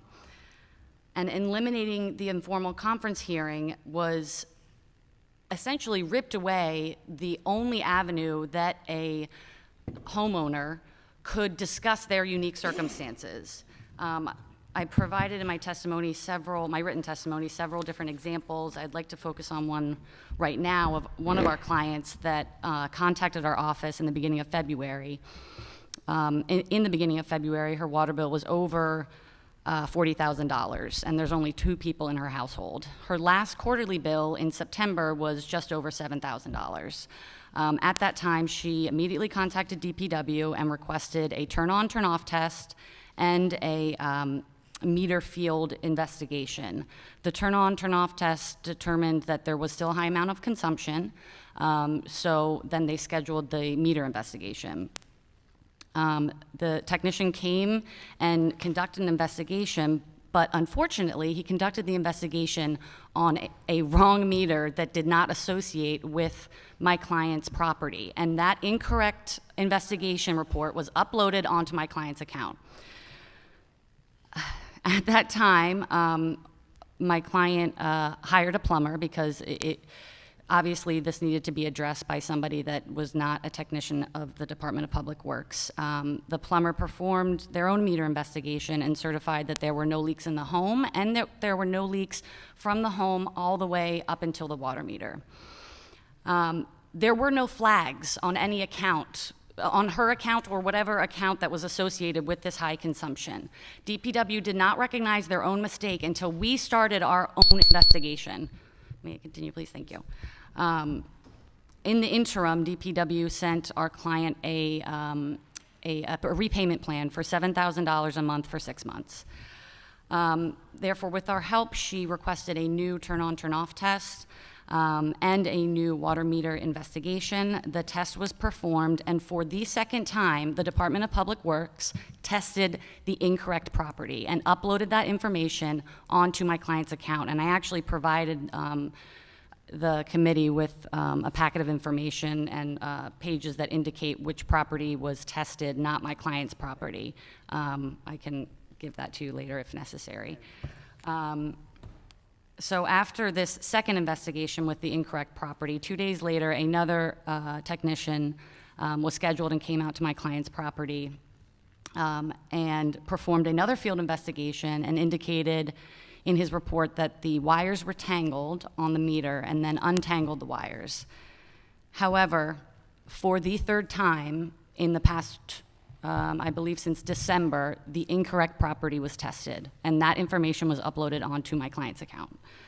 On February 27th, because we informed her that she needed to request a bill adjustment and provide all this information, she did so on February 27th, and we were just informed last week when we visited the Department of Public Works to check up on her case that they actually lost the water bill adjustment request form, and they lost all of the information that we had provided them. In my written testimony, I provided many more examples. We also have a slew of individuals that come to us that are confused because they haven't actually received a water bill at all since the transition from quarterly to monthly billing. 2 of those individuals actually work at St. Ambrose, and we firmly believe that it is not up to the residents to seek out this account information because DPW's inability to provide the residents that they serve with their account information. We have a unique perspective on this issue because we also provide housing and are housing developers. So we know what questions to ask, and we have a legal department. We have an expertise in the housing development area, but we don't think that Baltimore families and Baltimore residents need a trade expert to dispute their bill or need an attorney to help them dispute their bill.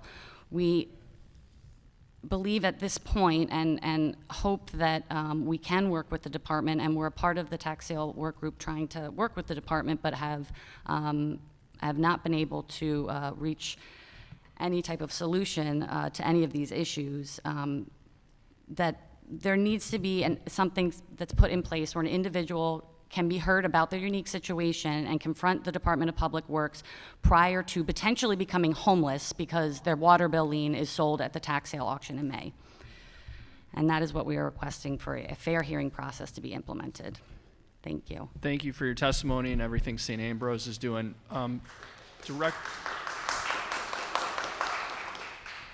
Director Chow, the new process that's outlined on page 27 of the briefing, is that something that's available online?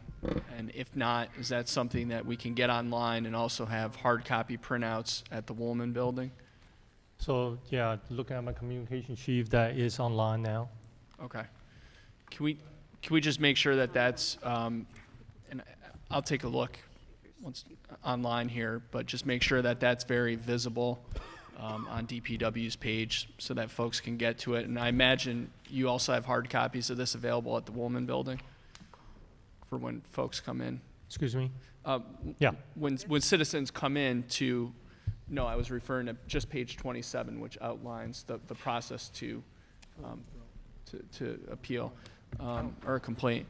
Can we make sure that there's hard copies at the Woolman building so when people come in, customer service have those readily available, and also that the operators have that information at customer service? Okay.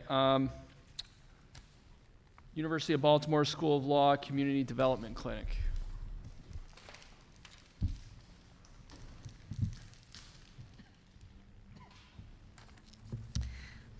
Good evening, and thank you, esteemed council members. My name is Komal Vaidya, and I'm a clinical teaching faculty fellow at the University of Baltimore Community Development Clinic at the School of Law. Our clinic advises on a range of business law, nonprofit, and legislative matters. For the past 2 years, we've represented Baltimore residents in informal hearing disputes, as well as legislative advocacy on water affordability issues.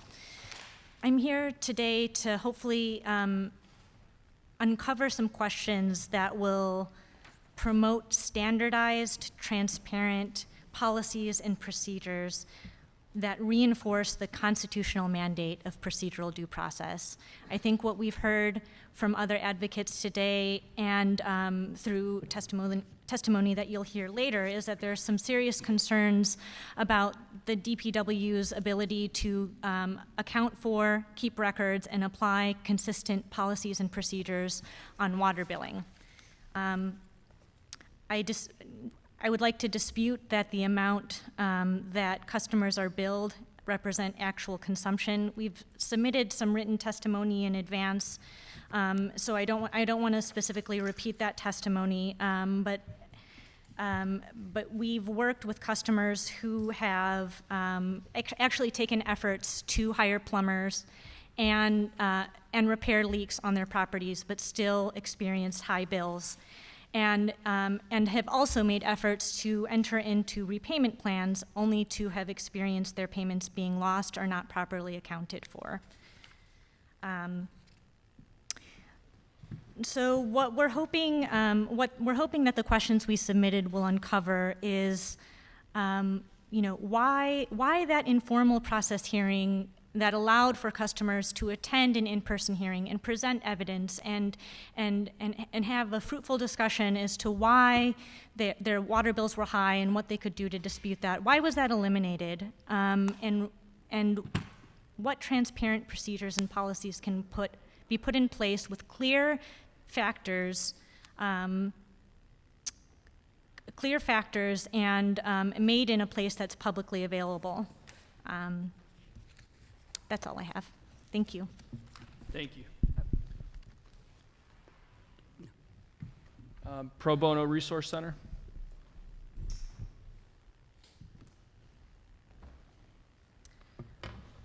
Thank you for the opportunity to testify. My name is Margaret Henn, and I'm with the Pro Bono Resource Center of Maryland, and our organization is the pro bono arm of the Maryland State Bar Association. And so we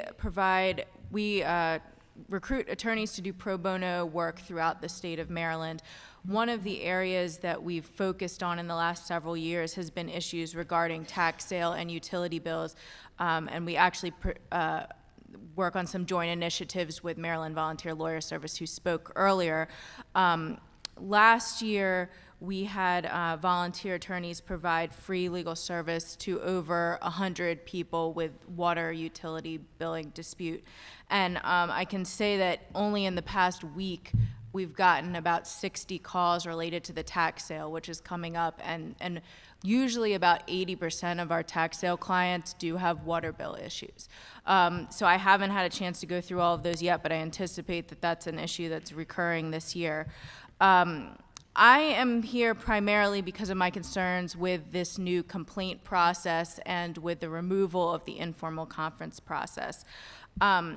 Prior to the new billing system going into effect, as you've heard, there was an informal conference process. It allowed a person an opportunity to appear in person with an advocate if they chose to do so, an opportunity to present evidence, and very importantly, a third-party decision maker who did not work for the Department of Public Works to review their case and make a decision on the case. This process has been eliminated, and I believe that the public really is not aware of what the new process is. I think there's a lot of confusion about the process that was shared today, and I don't think it is adequately communicated to people who go down to the Able Woolman building to get information. Unfortunately, many water bills, many people are facing bills which they still believe to be inaccurate. I know this has been reported in several articles in the Baltimore Sun recently, and it's certainly been the experience with the clients who've been coming to us. I don't believe that technology is infallible. I think we've been, we've heard that these meters cannot make a mistake because they're technology. I would be challenged to find anyone in this room who hasn't had a computer or a phone or some piece of technology that's broken. I think that technology can make mistakes, and unfortunately, maybe there are glitches that are going on. This isn't the case for everyone. Some people just can't afford their bills, but it's certainly the case for some of the people that we've seen. One of the most effective ways that I've heard that people are dealing with incorrect water bills is contacting their city council members. So I applaud you for that, but I don't feel that people should have to contact their city council member in order to get this issue resolved. People should be able to go through the standard process at DPW and get a resolution to their issue. So that's another concern that I wanted to address. Under the new process, there's no opportunity for an in-person review. There's no opportunity to go before a third party who's not a DPW employee for a review of your situation, and they only review the bills for the past 60 days, which is a concern because unfortunately many people have been dealing with billing issues that have been going on for months or even years. Finally, with regards to the tax sale list, the informal conference process did used to remove someone from the tax sale list while that process was ongoing. Now, the informal conference process no longer exists, and so there's a significant concern that a number of people will go into tax sale this year for bills that there might be a legitimate dispute with. So I thank you for holding this hearing. I think it's very important, and thank you again for the opportunity to testify. Thank you very much. Questions, or we're gonna... Can I just, okay. Ms. Constance Pryor? No, I know. I Constance understand. Pryor. I'm getting to I just don't want to leave here without. Ida Goins Beasley? Hope I said that right. What's the first name? What, excuse me. Ida. Good evening. Thank you for the opportunity. Again, I'm Ida Gowans Beasley, and I'm here as an individual. I'm an individual who had a vacant home and received a water bill for approximately $14,000. It was such an ordeal. I contacted numerous offices, my council person, to no avail, but approximately within, I guess, about a year, I actually was able to reach I think her name is Miss Robinson, and she helped resolve the matter after about a year. But there's still a remaining issue that I'm not at liberty to discuss with you at this time. As a result of my encounters and that of residents and other property owners who had concerns regarding their water bills, I organized a Justice Seekers water bill march last year, and we actually marched in front of War Memorial Plaza twice. And that result was because there were so many church members and surrounding community residents had complaints. There were seniors that said they could not afford their water bill.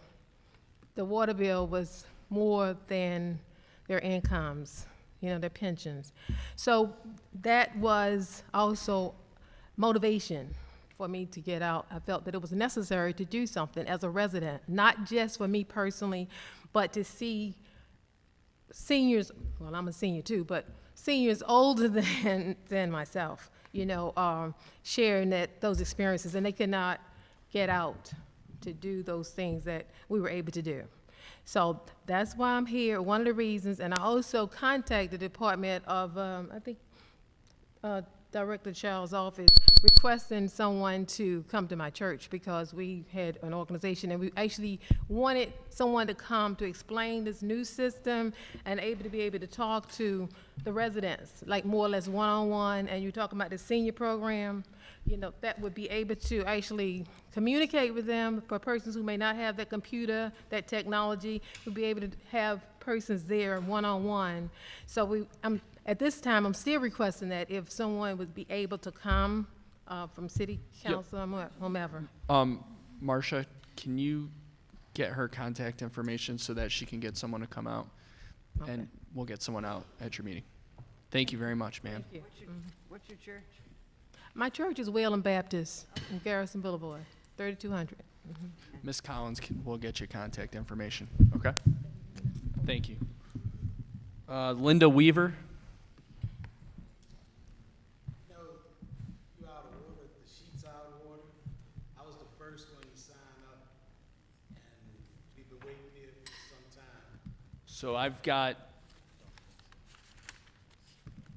Some of the sheets were flipped over. yeah, I've got 14 sheets here, and I'm on sheet 2, and I'm going in order front to finish. What's your name? Leon Purnell.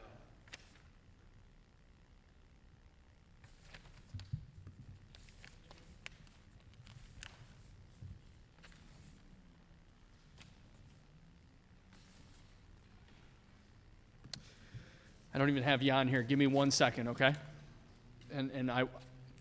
Give me 1 second. Linda Weaver. Yeah, we had. I don't see him on here. Mary Hunt. Yes, ma'am.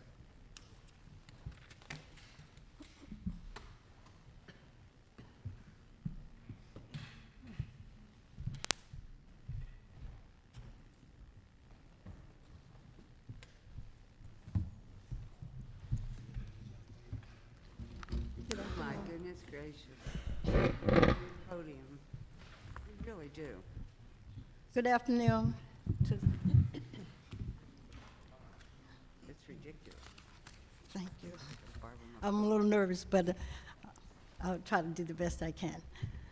I'm here representing my organization, the Grace of God Outreach Ministry, 4113 Frederick Avenue. I've had water problems for some time, but I have a building problem also. I'm gonna fix the So, microphone. I'm from Anne Arundel County, and thank you. And I'm a senior, a pastor of the Grace of God Outreach Ministry and the founder. And for some unknown reason, the water has been a problem for about 10 years. Since 2007. The city owned a building next to mine, and it seems that water was going from one place to the other. But nevertheless, let me get myself together. It's okay. I brought my grandson with me because Because he's handsome.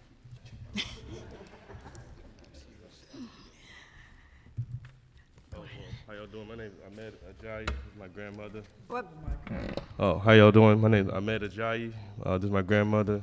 And in 2013, she received about, I think, a $2,000 bill on the water bill. And when she tried to dispute it, she didn't really get anywhere, so they put her on a payment plan. And eventually, she stopped paying on the payment plan because of some family issues, so health issues. I think in 2016, she found out the water bill had raised to $6,000. So, and she couldn't pay that. There was a tax lien put on it, and a lawyer, I guess, bought the tax lien certificate. So she's been getting lawyers. I mean, she paid the lawyer his fees, and he sent her a letter saying that there was a release of the fees, but that she would have to pay off the whole $6,000 before he would be out of the loop with the whole with the property, which I found out later that that's not actually accurate. That once you pay the legal fees to the lawyer, that they're supposed to send a release form, and she can take it to the city. I guess she's trying to find out if she can set up a payment plan for the rest of the $6,000. Is it a house? It's a commercial property. It's a church. It used to be it used to be the historic Irvington Theater. So she was, in the process of trying to find out about the historic status of the building and how to remodel it. Okay, so did you sign up to see someone from customer service out there? They don't have any information on tax liens in there. And you're in Anne Arundel, oh, I'm sorry. Yeah, and plus we live in Anne Arundel County, so we don't just come up here daily. I'm trying to find out why for $6,000 I paid the lawyer fee, and I did get a bill from the city saying it was zero balance. I came in person, I sent to church, now my water bill. Ma'am, we got you. So finance, the lady from finance is going to get your contact information and talk with you about it right now, okay? Okay. Thank you very much, ma'am. Thank you. Mr. Purnell?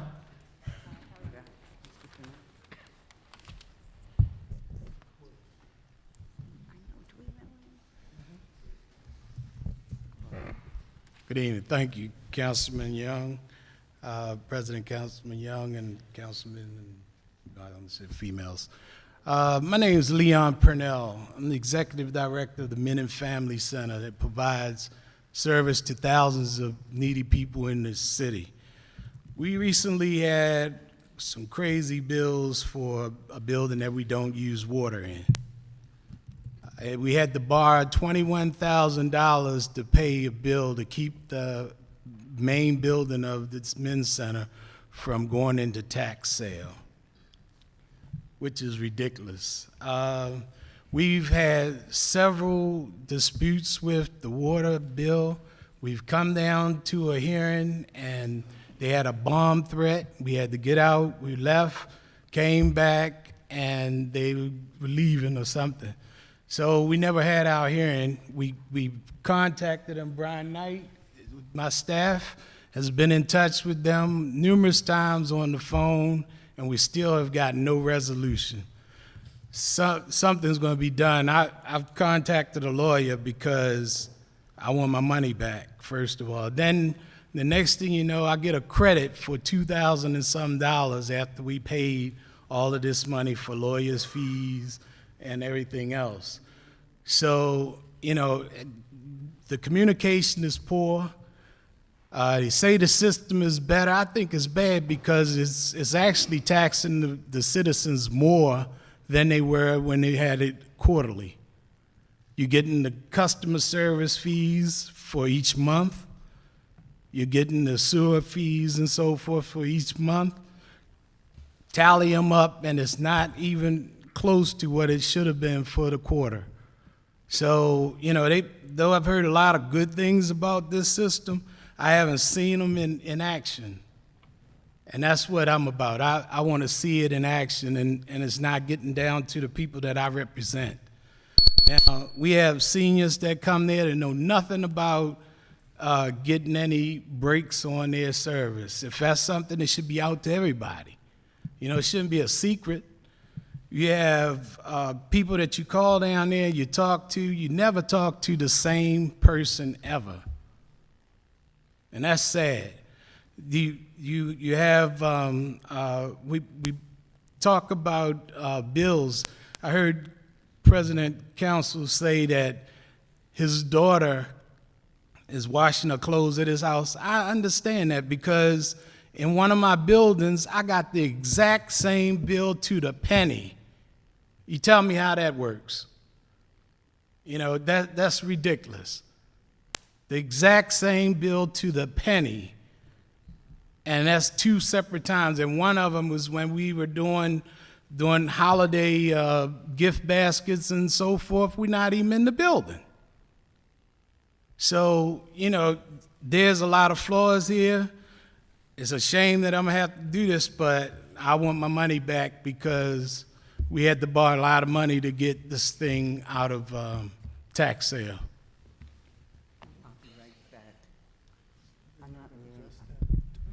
Director Chow, is there an explanation for folks that are receiving bills that are exactly the same to the cent?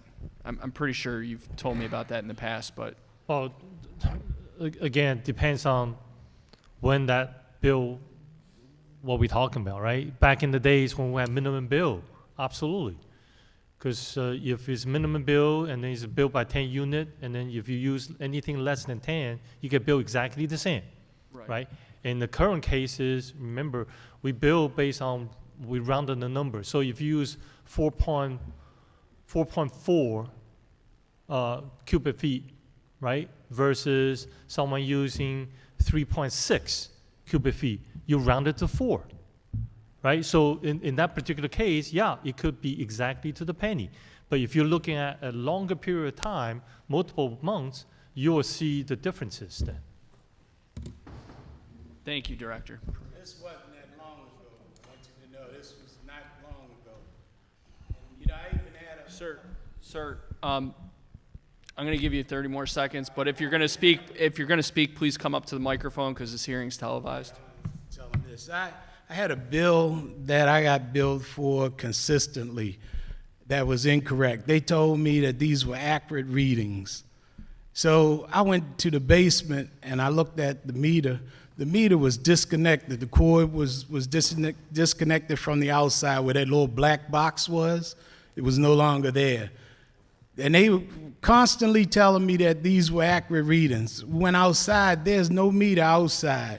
When I was going for the hearing, they had a company out there putting the meter in the ground as I was leaving the building. That was supposed to have been adjusted. Then the person got fired or something, never resolved. Thank you, sir. Thank you. Mr. Chow, I don't call hearings just for the sake of people coming in feeling good.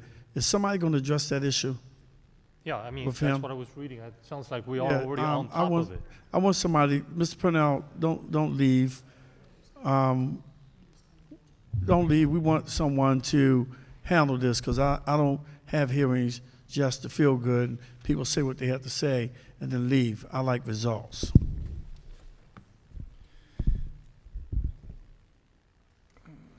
Janet Allen.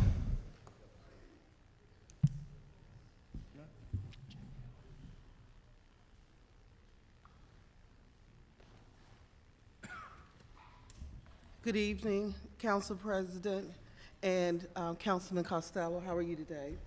Good. I stand before you on behalf of the Heritage Crossing Resident Association, and as you know, we are a new development. We were built in about 2002, and so as a new development, we had to get the 1 liter meter,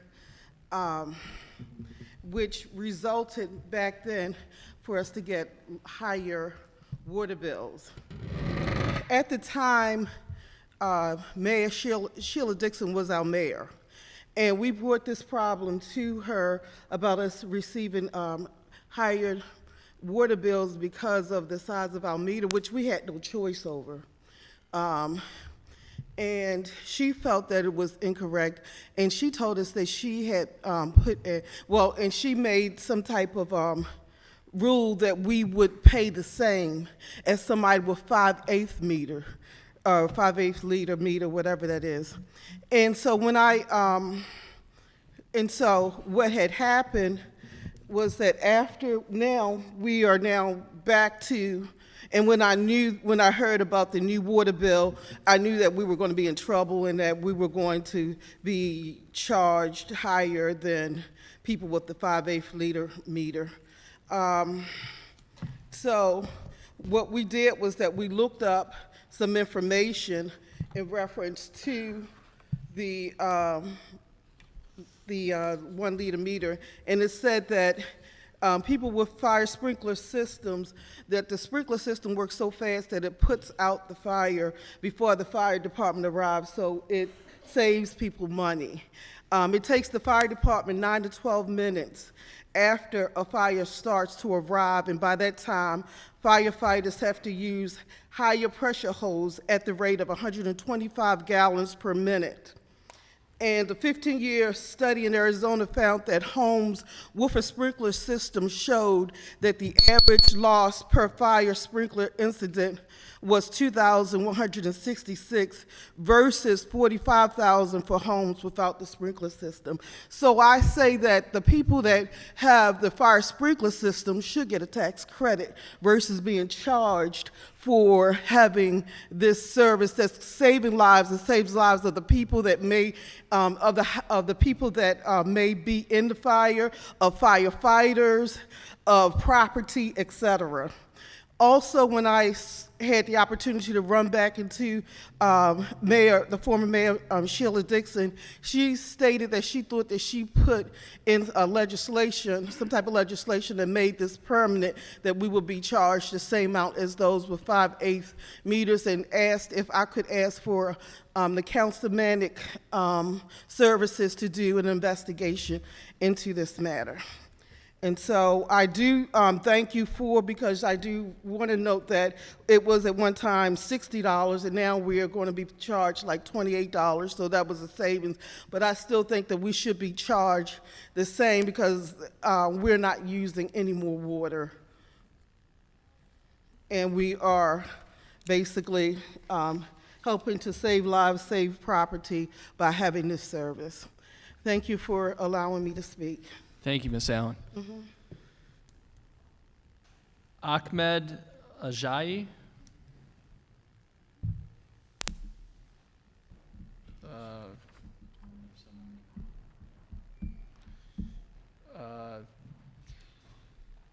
Sal Sabatino.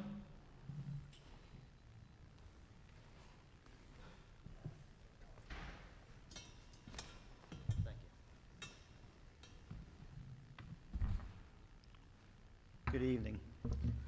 Reason for me being here is since 2007, I was fighting the city of Baltimore on a property that I owned on Greenmount Avenue, which I wound up getting a $19,000 water bill. I went through the hearings downtown to no avail. I called up the following year after I got a high bill the first time and said the only thing I wanted was to have the water department come out, check my meter. They refused. They said, get a plumber. Well, my property went in and out of foreclosure 3 times, and I paid the legal fees, I paid everything else. When you get 448 units in a quarter, and your normal usage is 30, there's a problem. I've got pictures of the meter that was in the ground that you wouldn't even believe when you would see these pictures. I met with the president last Monday and showed him all my information. Like some people said, they finally had people come out and check the meter. Well, I did. I had one gentleman check my meter on 3 different occasions, and it said each time the meter was not moving. Now, if the meter's not moving, how can you get units in the range of even 50 units, much less 448 units? There's a serious problem that's going on with this city, Public Works, when it comes to answering the problems of the citizens. This property I bought as a retirement property. I have since had to sell it to pay off all my bills to the city. Like the other gentleman, I do intend, if I don't get help from the city without going to court, I will go to court. And what the city needs is a class action lawsuit as well as a federal investigation as to where $330 million a year goes, that the city basically collects. 10 years is $3.3 billion. You think we have a problem with management? You think we have a problem with fees? There's people in this city, old people, their income is like $700, $800 a month or $1,200 a month. How can you sit back? I understand costs go up. I'm far from being a person that's not astute to issues.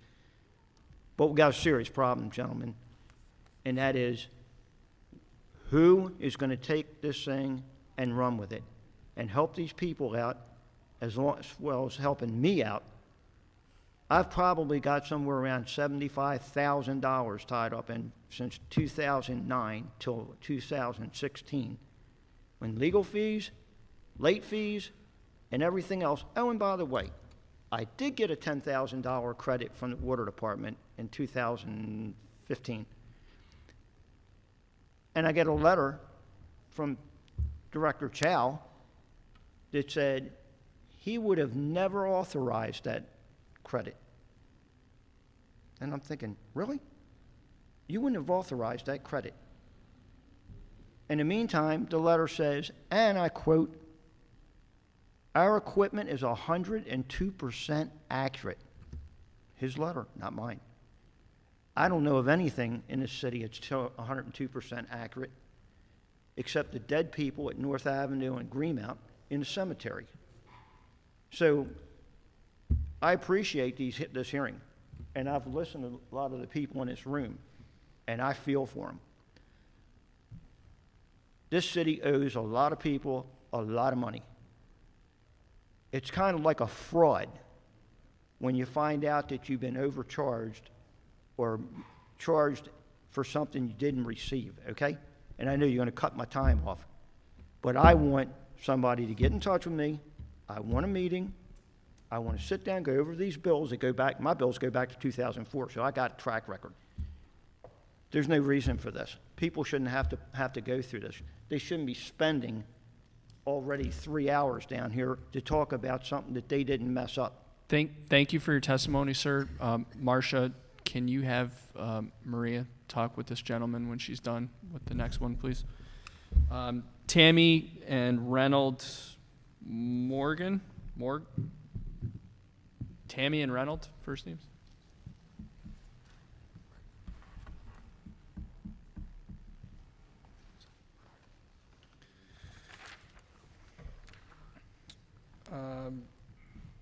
Teresa Spriggs. Teresa Spriggs.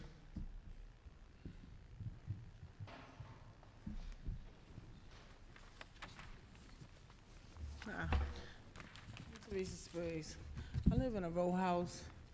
Ma'am, can you please speak into the micro? You can adjust I live in the a microphone. row house, 2135 Cliffwood Avenue. I have a $50,000 water bill. I was told, I never got anything saying that I got a new system. I just recently got a letter saying that it was being updated, being used. I was told they were out digging in front of my property for several days. So then water was everywhere. I have pictures here where water was everywhere. And I called the water company. They said it had nothing to do with me. Then I first received the $22,000 water bill. Since then, I've been getting $9,000 water bills ever since. Now my water bill is $50,000. So that's a problem. And I have letters here stating that when I came, and I was just told that the old system was put in, the new system was put in July 2015. And according to the old system, my bills were like they were supposed to be.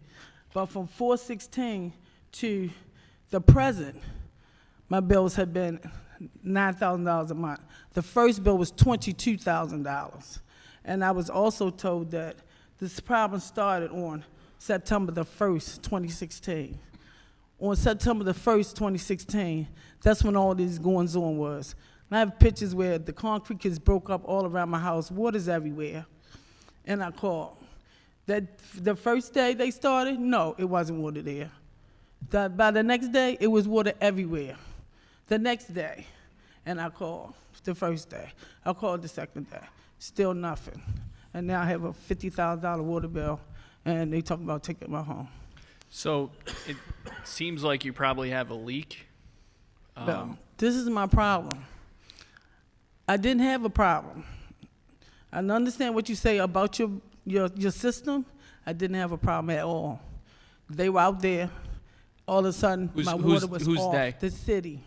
DPW? Were out there digging up in front of my door, around the meters. Okay. So let's get you with someone from customer service, and Director Chow. I imagine we could get someone out to inspect. I did all that. I did all that. Can you bring us the bill?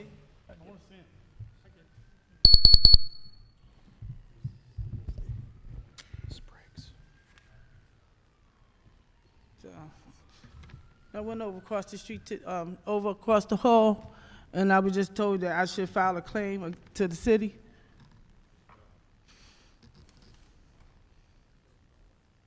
I have more paperwork, more details.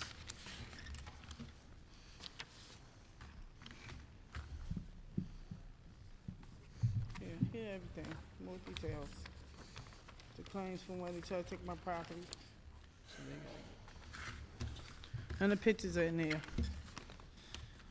Okay, can you hang tight for 1 second? Yes. Okay. Thank you.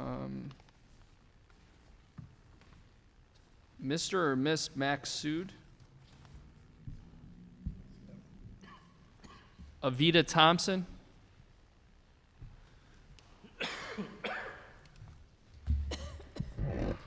Yes, my name is Evita Thompson, and I am a resident of Baltimore City and have been born and raised in Baltimore City. I've lived in the residence that I've lived in since 1997. I have never had any bills that have come over $900 in a year. I received a bill for $800 in 1 month. I received a bill for $400 and something in 1 month. I had a $1,300 bill that right now I have up to $1,300 to keep my house from going into tax penalties. I paid $350 to avoid any problems. But since I've been in this residence, I have never had this much problem as far as the water. I use more gas and electric than I use water. I have, each of the persons in my house is employed. There is at least 8 hours of that time that we are not in the house. The only persons or the only things that could use water in my house at that time is my German Shepherd and my cat.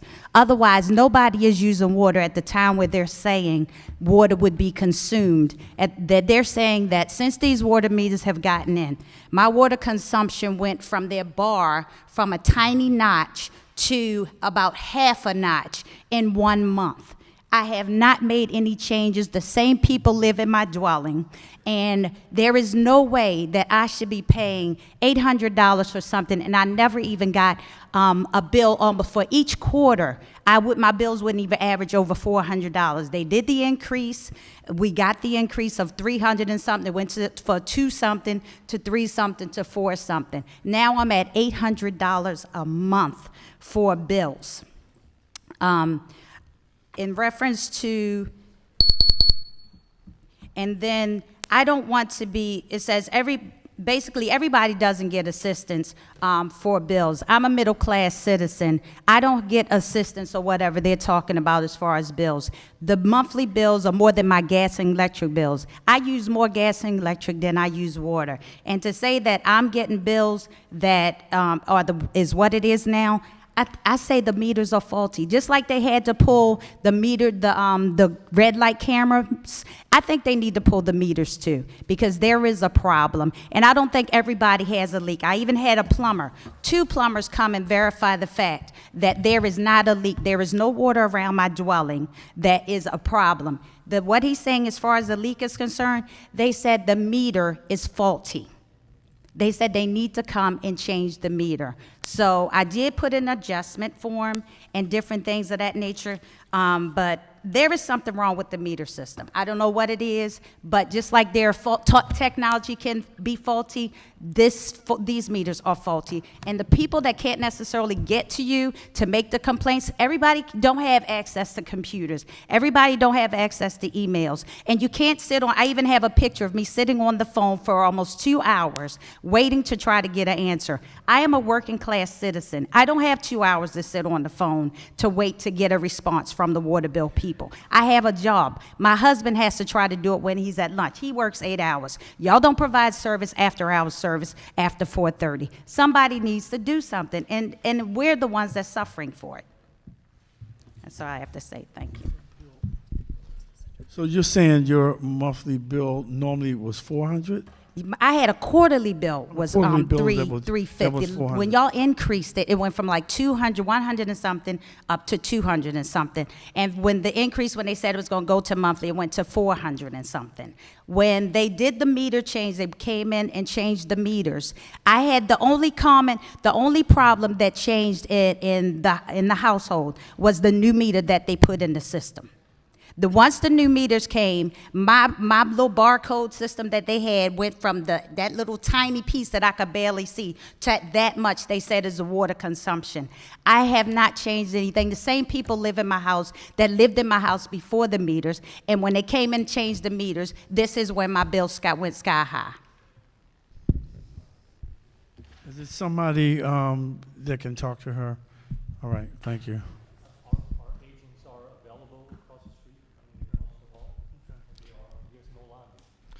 Ma'am, Well, I hope y'all help the ones that still have these high bills. These high bills are a problem. So even if your agent helps one, you need to help the community because it's a community problem. It is not an individual problem. ma'am, please don't address the director. If you could go across the hall, there's a sign-up sheet over there. It sounds like there's no one in the queue. Great. Thank you very much, ma'am. Janice Simmons. I'm Janice Simmons. You have a water bill problem, Miss Simmons? You're good? I don't have any complaints. All right. Oh, that's funny. Mr. Henderson?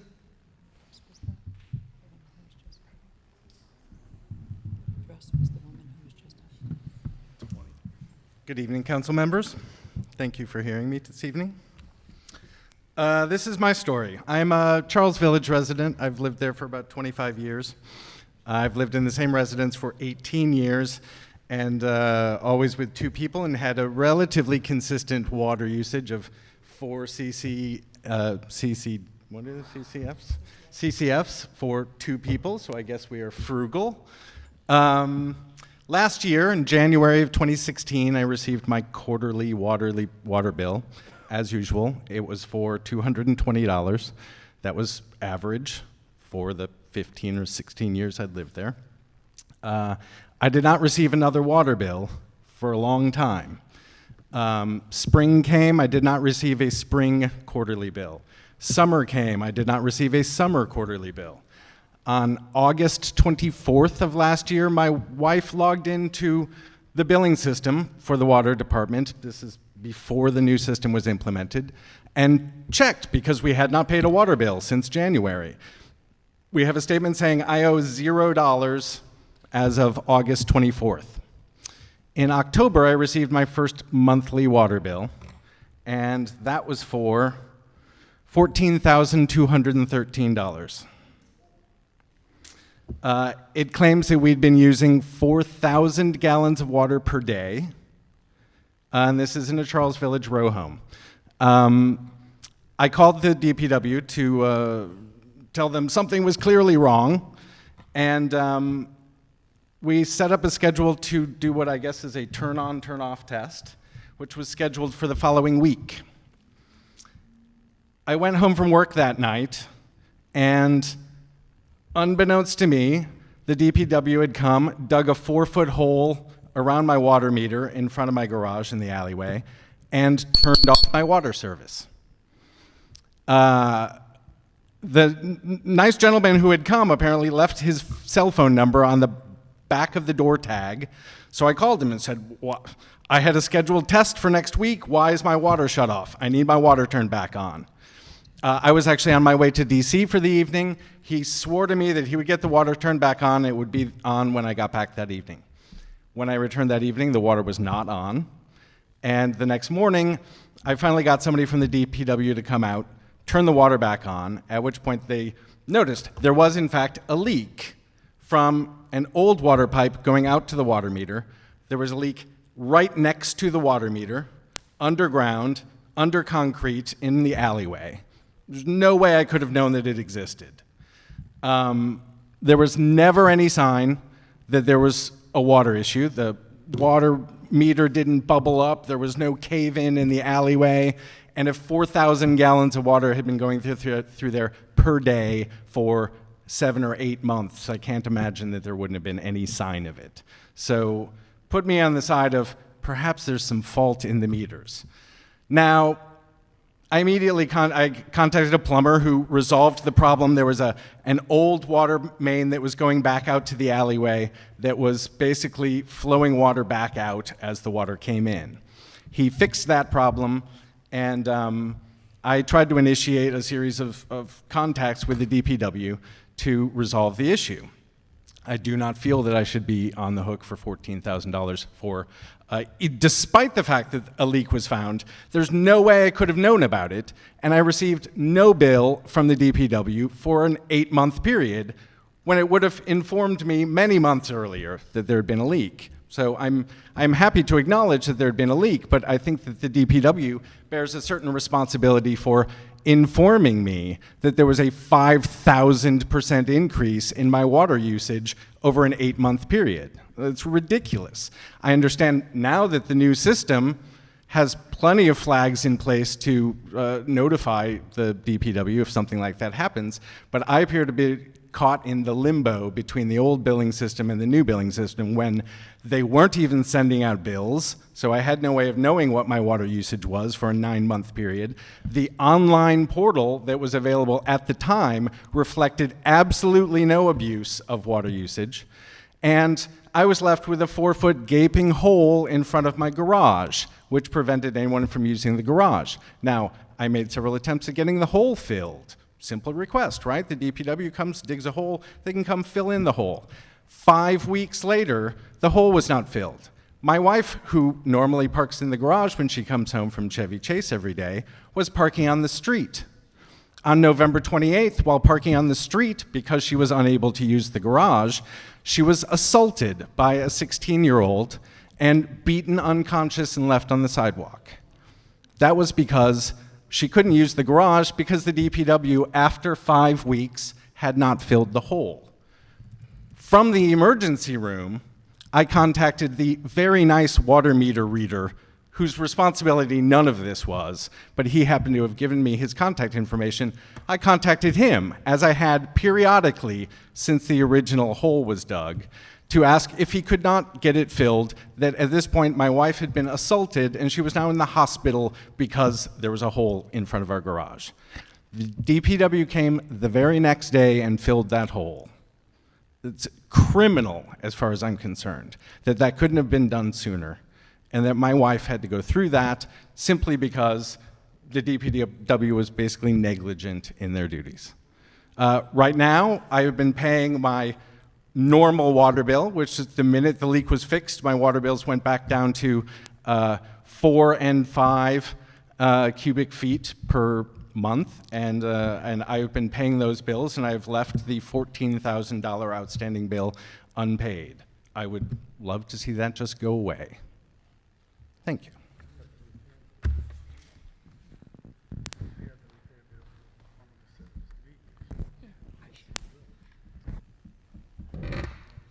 So we are familiar with the case.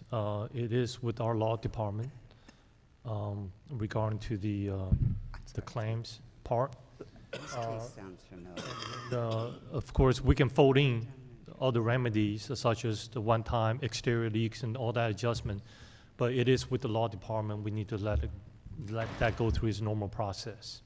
Hole in the alley. So Goes out front, gets assaulted.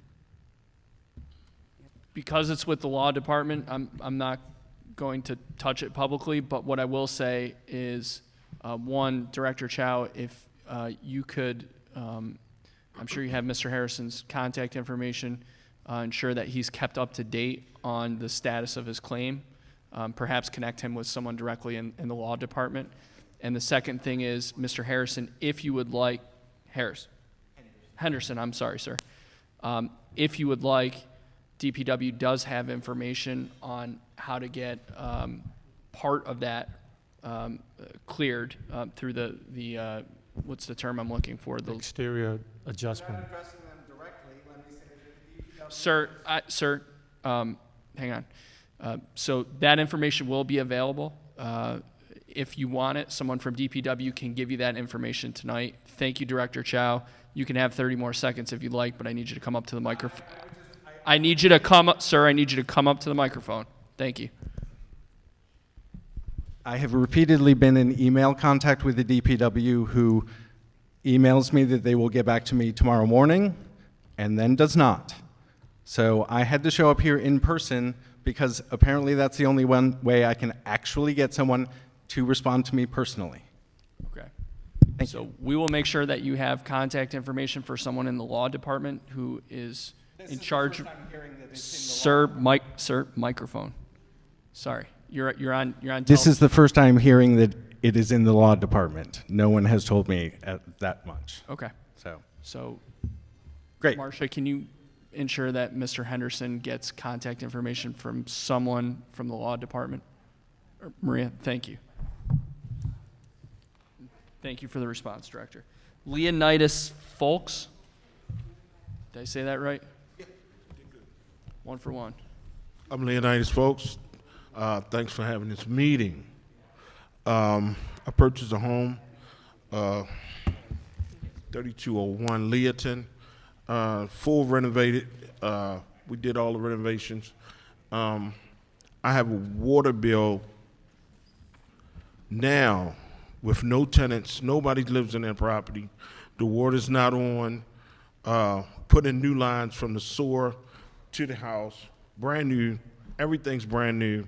The water bill is $1,000. Came to the water people, told them the problem. No resolve. Nobody lives in this property at all. I just turned the lights on. We just turned the electric on. We have plumbing certifications. The plumber came out, did all the certifications. The city came out, did all the inspects. We passed all inspections. Everything is done. I can't open this property and rent it. I'm an investor. This is the only city that I know. I have property in DC, Delaware, and New York. And we don't have this kind of problem. We don't have council meetings over water. You know, and all the residents in the block are having problems since they put this meter situation in. Okay, sir, have you spoken with them? Signed up. Okay, excellent. So please keep us updated on what happens after you meet with the folks over in customer service once you get called. How do I do that? You can walk back in this room? No, come back in here afterwards? Sure. Okay. Yep. Sure, thank you. Thank you for testifying. Donna, no last name, North Carey Street. Donna? Amsel?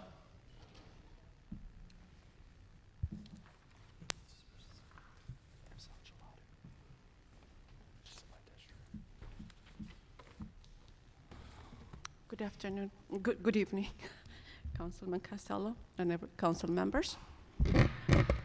My name is Amsala Galatu, and then I own a property in Baltimore City and 11 District, and I have a small property, a surface lot on 201 West Franklin Street. Actually, the parking lot opened 7 a.m. in the morning and closed at 5. I have a guard booth. It's very small guard booth. It has one small toilet. It has one small sink, and everything worked properly. My invoice quarterly used to be $120 average, $123 average. All of a sudden, in 2014, the numbers start increasing to $600, $300, and I request a hearing. They gave me a hearing, and they said they will adjust the invoice, the bill, and the following quarter, the price still going up. And I called again, and then I was told they're gonna adjust the invoice, the bill, the price still going up. They told me I can't request another hearing. I have to wait for a year for another hearing. But the invoices still never stopped. And then I stopped paying a little bit of every quarterly, and because it didn't make sense to me, a parking lot with a small guard booths are closed in the evening. We don't have bus stop, we don't have washer and dryer, and closed weekends, and closed a holiday. Paying $600-700 quarterly, it didn't make sense. So I've been calling to the water department just about every month when quarterly when I received an invoice. They told me I have to hire a plumber to come and take a look, see if there is any leak. According to Director Chow, the water bill goes up, the consumption goes up, where is the water leak?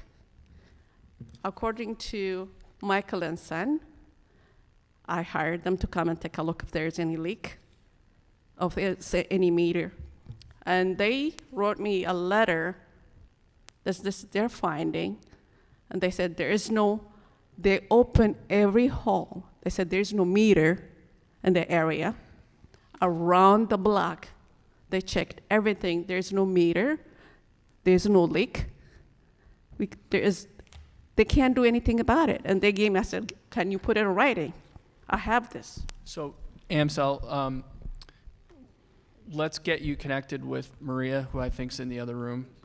I've been talking to Maria for so many times. Now the bill reached to $5,800. So, and I just came from the other room to talk to a person there, and what they are telling me is what I know. And you have to pay, you didn't pay this much. I said, the water, I was told to hire a plumber. I hired a plumber, and I was told, they told me there's no leak. He said, yeah, if there's no leak, you have to pay. I don't see the logic if there's no leak and I have to pay more money, the water that I do not use. And I'm looking at an average usage in 2015. Actually, this January, the consumption was 26,000 gallons, over 26,000 gallons for a small, tiny little booth. Okay, so I'm not going to be able to get this resolved right now. I don't think any of us are. Let's sit down with Maria as soon as she is done with the person that she's currently assisting and talk it through. And I just want this $5,000 to go away. I want to pay. I would like to pay regular invoices. I really get sick and tired. It's 3 years. 3 years going back and forth. Okay. Let's get with Maria as soon as she's done assisting the person that she's helping right now, and we'll talk through it. Okay? Can I ask one basic question? Sure. Excuse me. Did you say you don't have a meter? There was no meter. The time that I called Michael and Son, they can't find any meter. Well, then how are they? I'm sorry, but I have no idea how they assess the bill. So I think we're all speculating about something that we don't know about. That's why we need to get her to talk with Maria, and then we can ask for someone from DPW to come out and locate the meter and physically show it to her. Now they do. Now you do know. Now they do. They put meter 2016. Okay.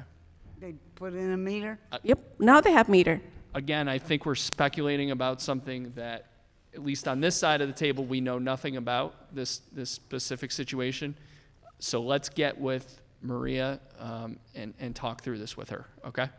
Okay, but for the record, Maria have this invoice. I mean the findings from Michael and Son. Okay, I got it. All right, thank you. Thank you, Emsel. Malika Ackers. Linda Davis. Phyllis Long, John Wright,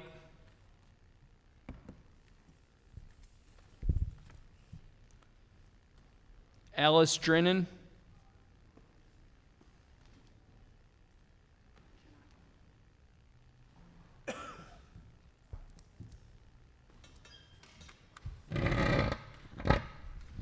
Hi, yes. My name is Alice Drennan, and I work for Recordings or Us, bringing deeds into the city.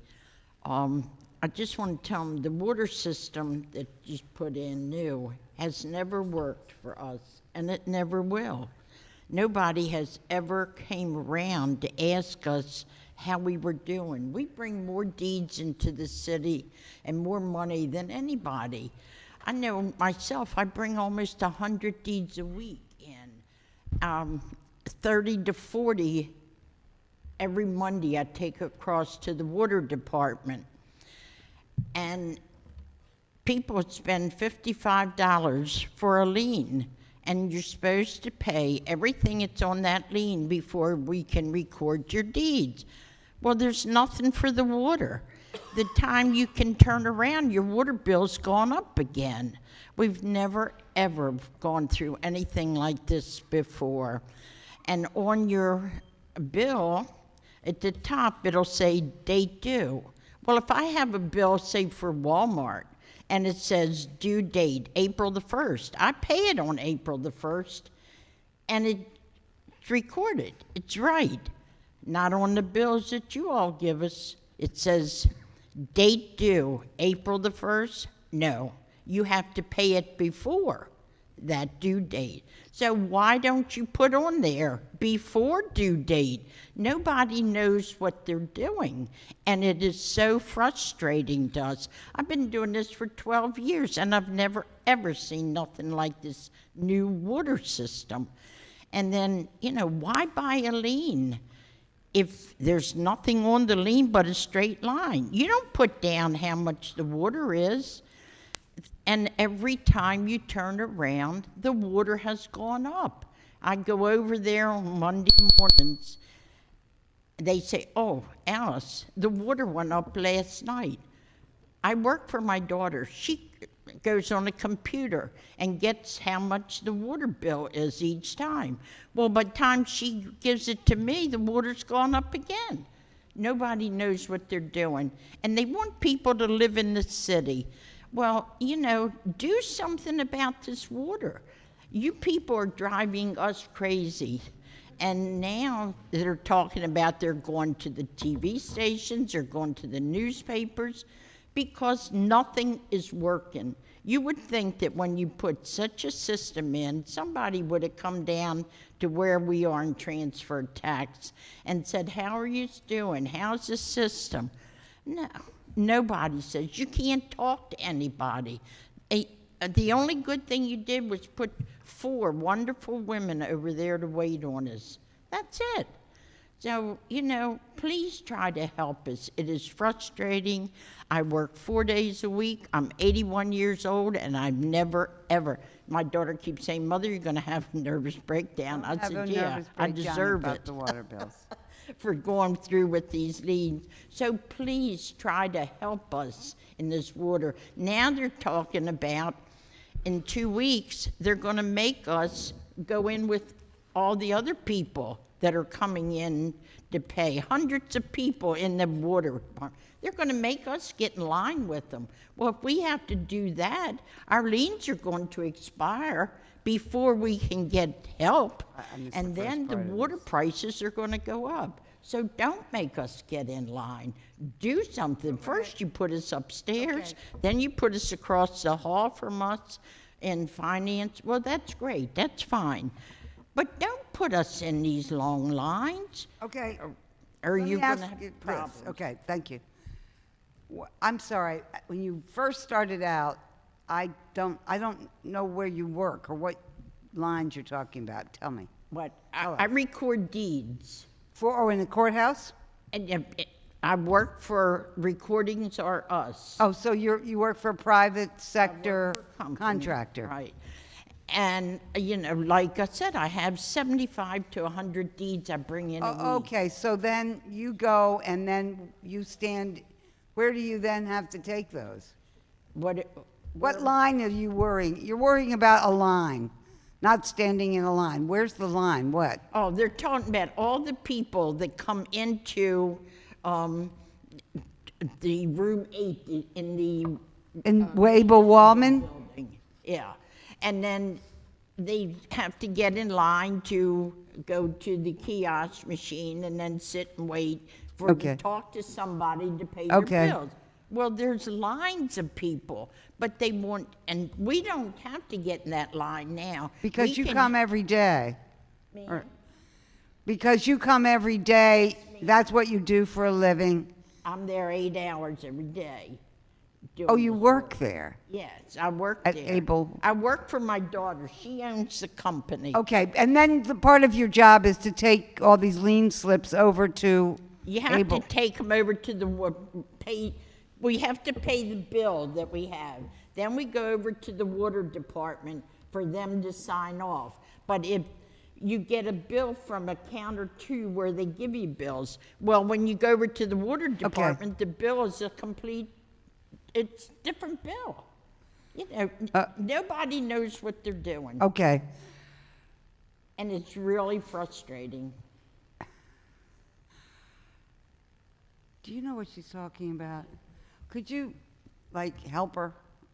Is there something we can do? Can you explain? Ms. Simmons is our boss. I know. Isn't she wonderful? Yeah, we don't have any problems with. Of course not. She's part of a system. She's. Can you I just just wanted tell to us? explain to you. So during the Okay, no, it's all right. Stay there. stay with me. Stay with her.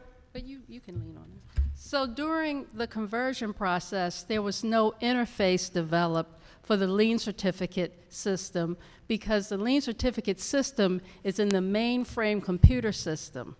So you know we converted to UMAX, the new monthly billing system. I guess. We were just because there's so many systems behind the lien certificate system that Well, feed and what into is it. the lien certificate system? Not to You have to pay all, this you have out. to pay all the liens on a property before you can transfer a property. Right. So she Like a comes into settlement. the office in room 1 to pay recordation and transfer tax. The one thing that's left off of the lien certificate is the amount of the water bill, and it's due to the lack of an interface from the new The system. mainframe. Yes. And so she has to come. She has to go over to and- room 8 where we used to be. You know, we reconfigured Yeah. the office. You've been over and I seen have. it. So she has to go to room 8 to get the current water amount so that she can know the proper amount to pay in order to transfer the property. So she's inconvenienced by the other customers being there and having to wait her turn. And is that something new? Yes.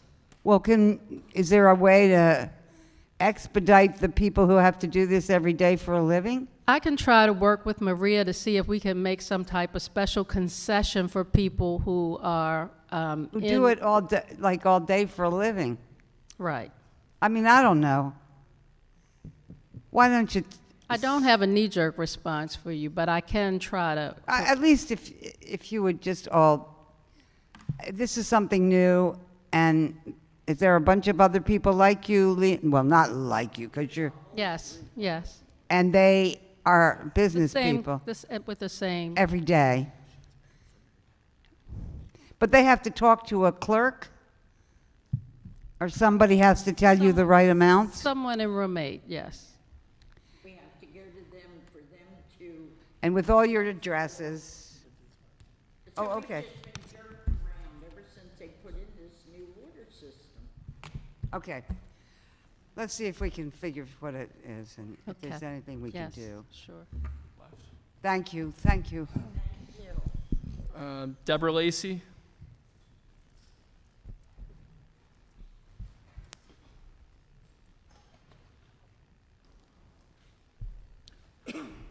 Hello. So my name is Deborah Lacey, and that is my mother. I just knew it. I just knew that. Yeah. So, of course, they have actually touched a lot of the reasons that I've been here for 3 hours. Oh. I've been doing this for 25 years, and my job is to work for the title companies that once a property is purchased here in the city, that we bring them in and try to record them. But some genius with this water department is just making it impossible. And it's costing me money. Well, just, oh, I'm sorry. It's costing me money because not only am I paying my mother, which is fine, but I have to have a helper for her. And I'm looking at, if they do move, there are a few girls in that department that... Councilwoman, if you could let her finish, please. What don't you understand? Ma'am, could you please finish your testimony? Go ahead. I'm sorry. So there are a few women in the water department that do wait on deed runners now. So we don't have to wait in the general public. But they are now talking about moving those girls to another floor, and they're going to put the deed runners in with the public. So I've been told this could take a few hours to get waited on. And when we're bringing in 30, 40 deeds on a Monday morning, this could take a couple days to just clear the water department so that they sign off on our lien certificate so we can proceed to the transfer tax office to record the deed and pay the thousands of dollars that we bring in for recordation and city transfer tax. We can't get past the water department.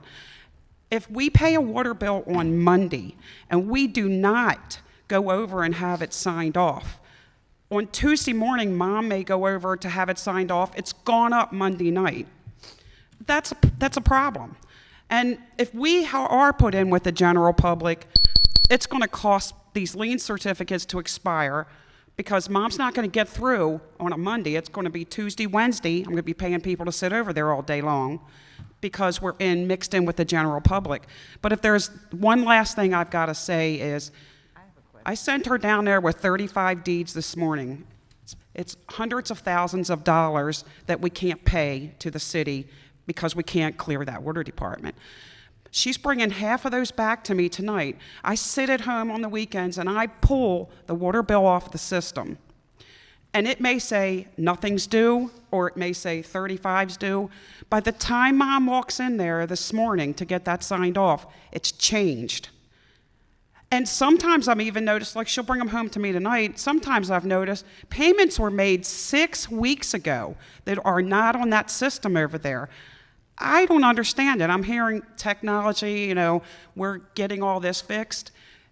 It's worse. I mean, why, when that department over there that they're making us pay these bills to process these deeds, why don't they have the correct figures?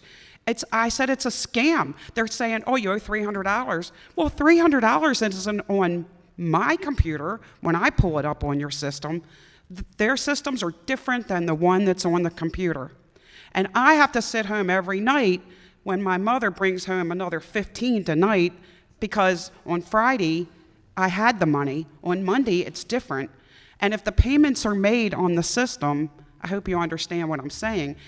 On 2/6, I was seeing things the other day that were not on the system in room 8. Why is that? I mean, 6 weeks. They're scanning those, whatever they call it. They scan them through when you pay the bill, but it's got to go to Hagerstown to be processed. So it gets processed on our system, but it does not reflect on that water department for 6 weeks. And I'm the one, my mother paid some bills today that I guarantee you are already paid, and we're paying them again.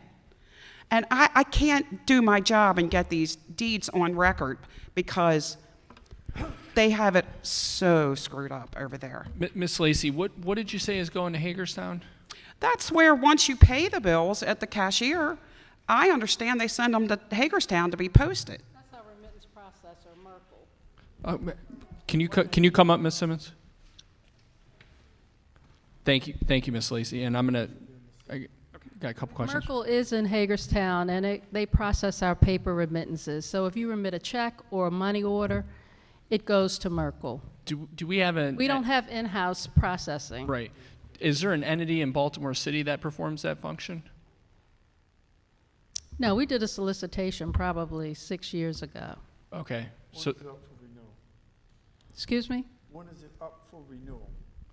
I don't know off the top of my head. I think it's probably in about another year, though. Can you report back to the committee on when it's up for renewal, as well as if there are any firms in Baltimore City that perform that function. It's, right, and also, Ms. Simmons, can you get with Ms. Lacy so that she has a point of contact moving forward just to address these issues? Sure. Councilwoman Clark? Yeah, I have a question for Ms. Lacy. I know, I'm sorry, but that's why we're here. So, what were you doing before?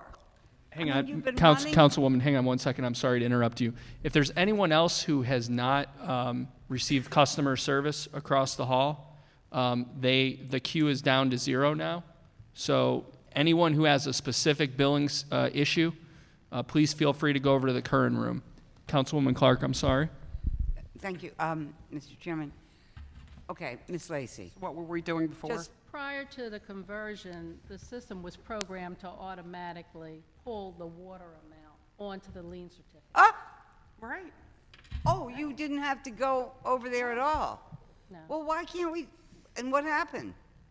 It's complicated. It's difficult for me to explain it to you, but there's so many systems that have to be pulled into the lien certificate system to produce the lien certificate, and we just don't have an interface. We work with Moit during the... Moit. But we were just not able to get the proper programming in place in order to get that. But do you see what's happening here? I mean, see this what- is a business. I see what's She's got her happening. 81-year-old mother. She can't do her job. I see her mother every day. Yeah. And so before, you just got, it was one of the liens that you got on your sheet, and then you just figured Which it out. They charge the title company $55, and every other charges on there, those charges have to be Except for paid water. prior to recording, except for now there's a line for water. I guess they did that because they bill it overnight. I mean, all they do is bill, Who bill, bills, bill. who? The finance bills water and changes it overnight? Finance doesn't bill water. DPW bills water. What, who does? DPW does water They billing. do the billing. Yes, we collect the money. So this is, you know it's got to be fixed. Yeah. It has to It's be. just got to be fixed. It's technology. This is what we've been hearing about all night. That's exactly right. I And- mean, technology should be doing this and not ruining this. So you have new technology interfacing with older technology. Yeah. The mainframe sits on a legacy-based system. The UMAC Can system we is a switch web-based the system. liens It's two back? different Can technologies. we put the whole thing back? In other words, can we put the whole thing of liens, all the liens, back on the legacy system so they're complete until the new system No. gets upgraded? No, that's not possible. Anything is possible.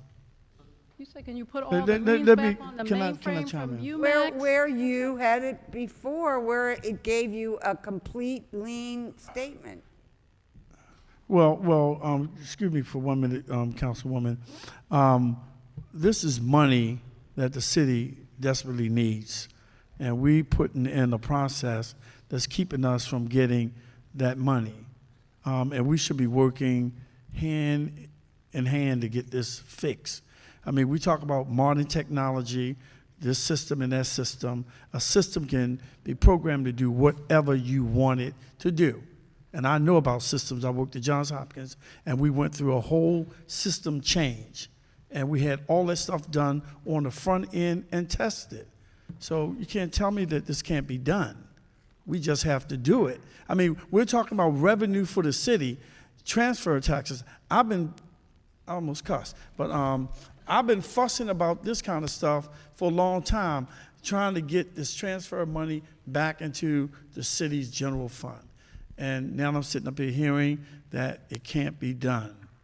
I mean, and the mayor is big on technology just like I am.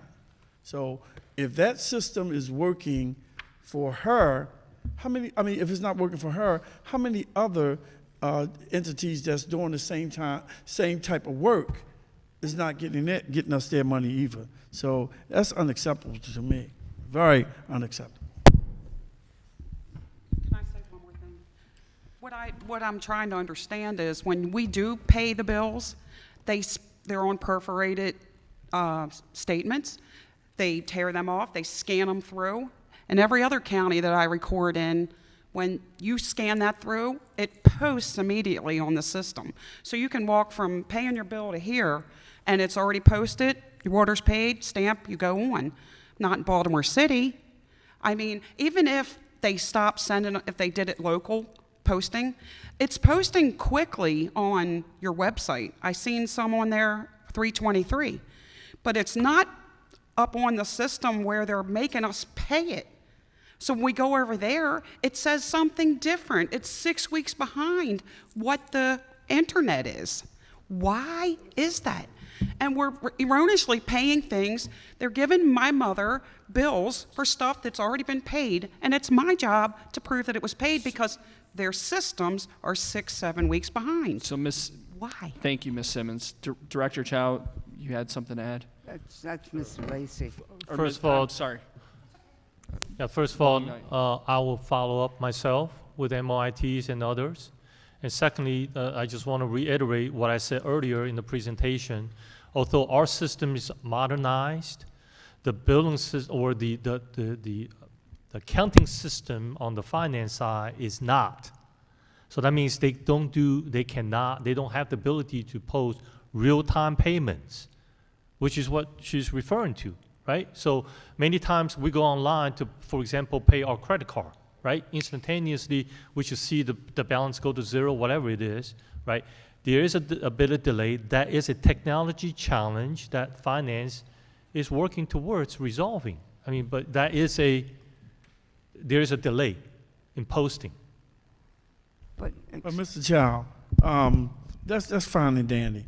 But if we were going to a new system and we wasn't testing it to make sure that these folk who are coming up to give us revenue, it's not like they taking it, giving us revenue, and then we holler about the systems not talking to each other. We should have left the old system in place until we were able to integrate the system and test the system so that we can move forward and people won't have to be standing in lines and stuff. This is totally ridiculous to me. I mean, those doesn't make sense. I mean, computers are programmed to do what you ask it to do, and we should get this fixed immediately. Moet or whoever have to get over there to fix it, they need to fix it, or we need to go back to a system, or we need to have a dedicated staff dealing with these transfer taxes. We just need to do it. Can I ask one question, Mr. Chow? Is it finance? You referenced finance. So what department are we talking about? Okay, so first of all, so when they come to our department and says, what is the read right now? What is the balance? Remember, we are taking reads on an hourly basis, right? So at this minute you walk in, we're saying, well, at this moment, the consumption is this, equate to this amount of dollars, right? This is not like old days. We only take reads once every 90 days, right? So if they come in next day, there's 1 day additional consumption, and the balance changed. I mean, that's what it is. But the problem is that at the moment that they are in room, the moment that the people walk in with their deed, what do you call them? The lien papers. There's at that moment in time, there's a water bill number. That's correct. That's all they need. That's what we give. They only need that one, yeah, but they don't get it. They don't need to, well, from my perspective. They don't get it on the lien sheet. There's a moment in time where the lien sheet needs to add the water bill onto the other liens. And that's what it costs, that's what it was the moment that you registered. I don't think people... So, I mean, first of all, I can't speak intelligently enough about why the interface hasn't been built. Yeah. But I will check into it personally to find out what the heck is going on. Yeah. Thank you, Director. And if you could Thank you. get back with the committee on what you find. All right. Andre Turner. don't know which agency. See, I've always thought it was both. Musak Lee. Last name Lee.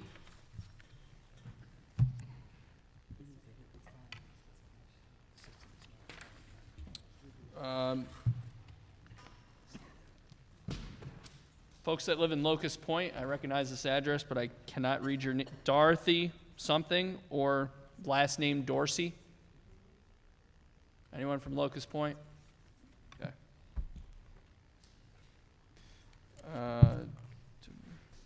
Deborah Freeman. Susan Finley. Susan Finley. Thank you.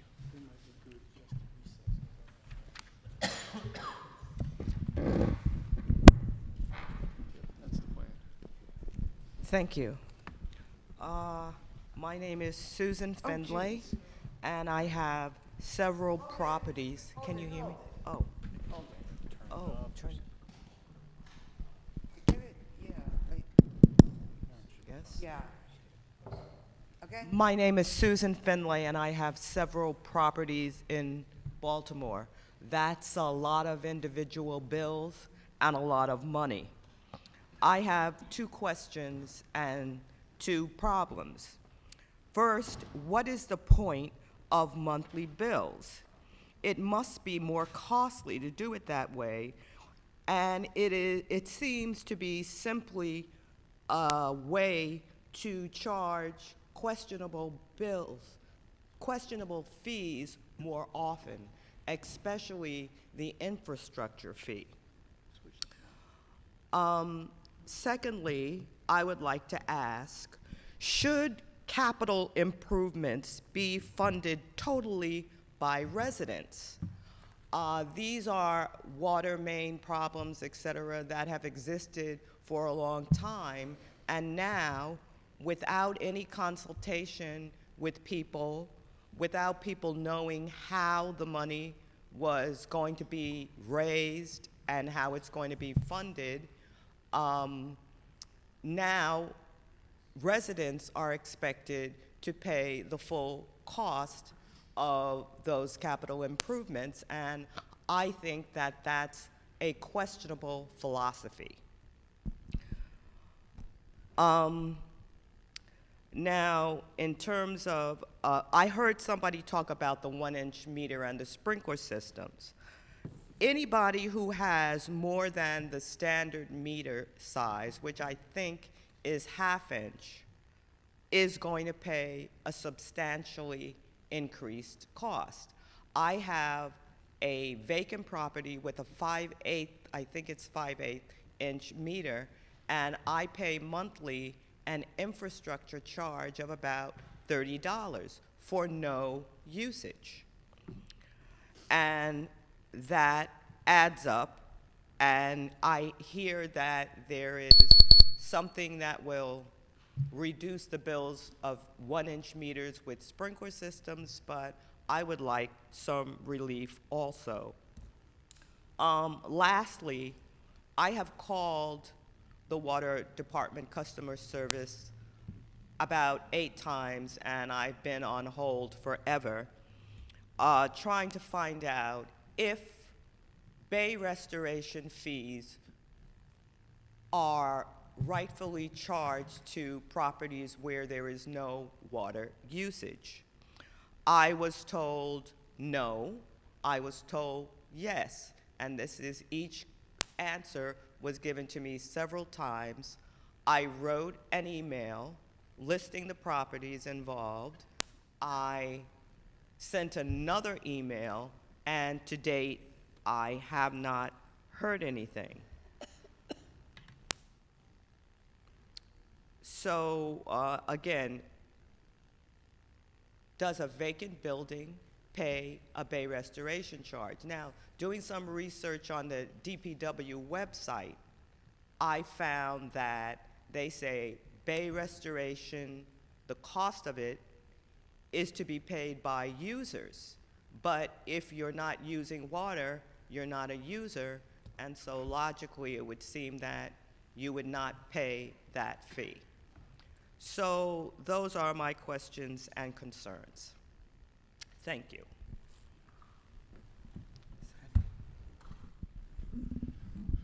Director Chow, can you address those questions, please? Sure. Thank you. Try to jot down as many of her questions as possible. So first of all, the infrastructure charge. Infrastructure charge, first of all, we are enterprise. So many of, by the way, just last week I was in DC on the Hill talking to our congressmen and senators about infrastructure investments. The President Trump talked about this $1 trillion and so on, all that. We're making sure that state revolving fund is saved, intact. As a matter of fact, we're asking for it to double and triple for the purpose of infrastructure. So many of our infrastructure in this city, just like many other cities, were built one time by federal government, federal tax dollars built. So in essence, that our citizens living in the city never really paid to build our treatment plants, the pipeline under the ground, and so on, all that. Now, since then, the federal government is no longer giving out grants for replacement. They view the replacement as a local problem to resolve, right? It's like your father, mother built the system, handed to you, and you had to upkeep it. That's their philosophy. Now, we're recognizing that is bringing a lot of pain to our citizens, knowing the fact that, for example, water line, we got 4,000 miles. It takes about $2 million per mile of water main replacement. You can just simply do the math. That's $8 billion just on replacing our water lines. And water lines, like I said earlier, is already 80 years old. And very soon, it's going to be turning 100, right? That's why we're failing.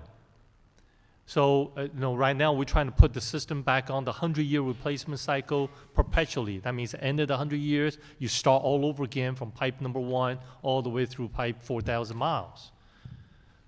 So that is something that what we had to do. It is building to our budget. We go to the bond market, borrow money from the bond market. We're using state revolving funds as much as we can. We get lots of grants, lots of support from our senators. Former Senator McCoskey and others had done great things for us to bring money from federal government to us to help us. Just in the last 6 years, we've gotten $200 million from state revolving fund, low interest loan, 1%, 2%, the lowest cost we can get. We captured that as much as we can. We try to be as innovative as we can. But at the end of the day, system's getting older, we had to replace it. And not replacing it now, replacing it later, only mean one thing: the cost is going to go up. The cost is not going to go down. So that's what I was saying earlier. I refuse to kick the can down the road. This is something we have to tackle heads on, and that's why we have the asset management plan to try to rebuild our system. What good is it you rebuild the system, but you can't deliver the water to individual household? You're not going to have people moving in here either. So we're trying to do all the underground things that we need to do to making sure we have a vibrant economy here, that our system, our water system, will support that.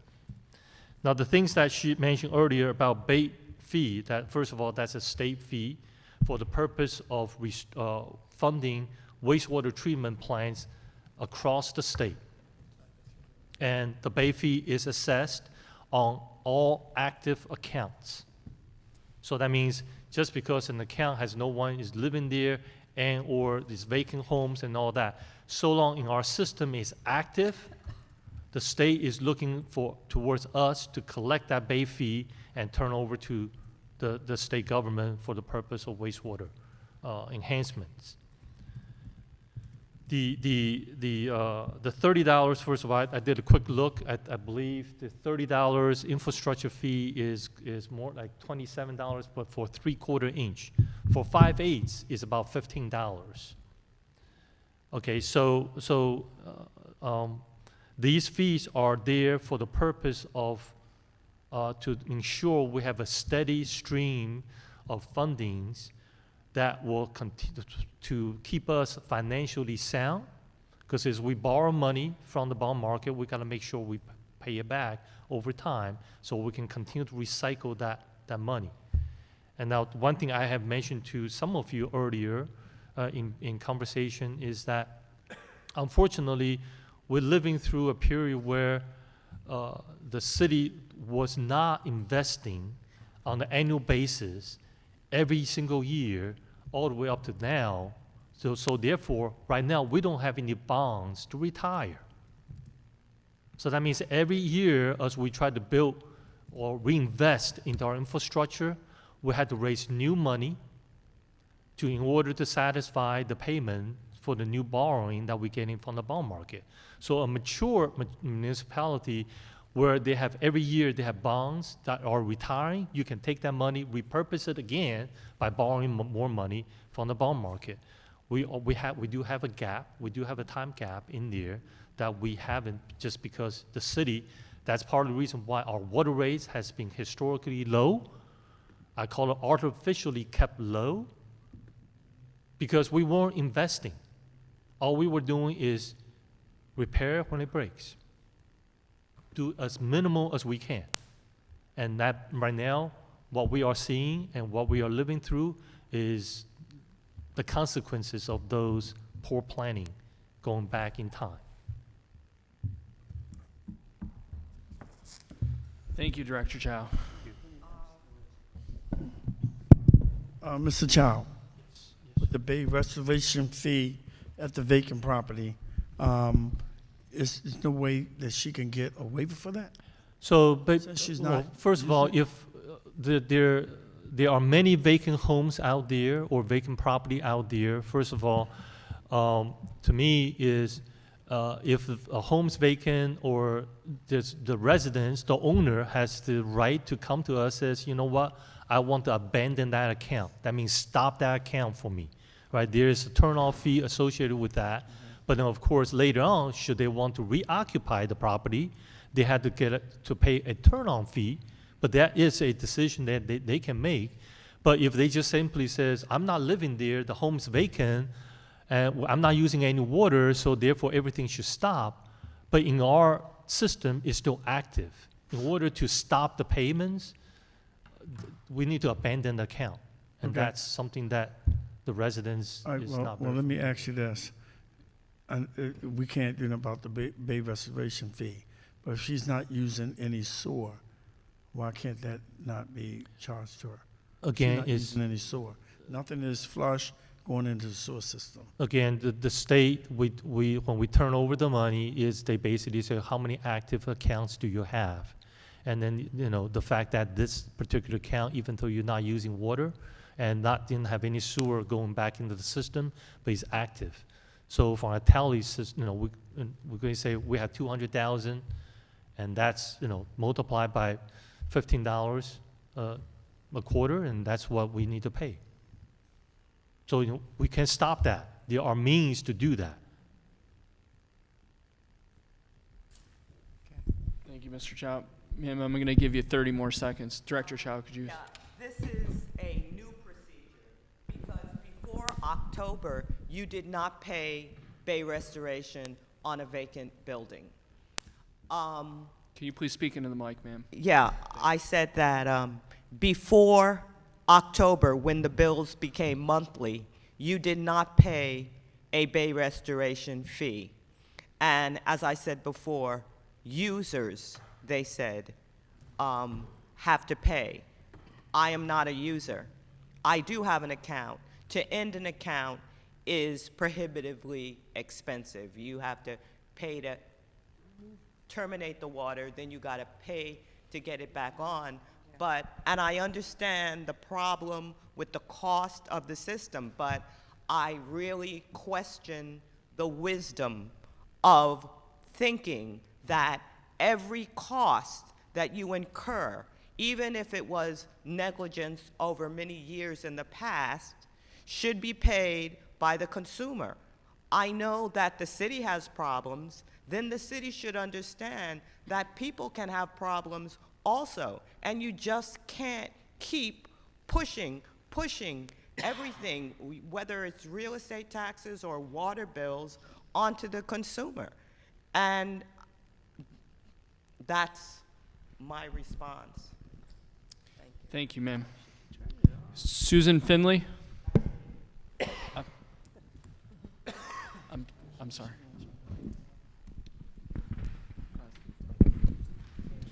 Marta Pola?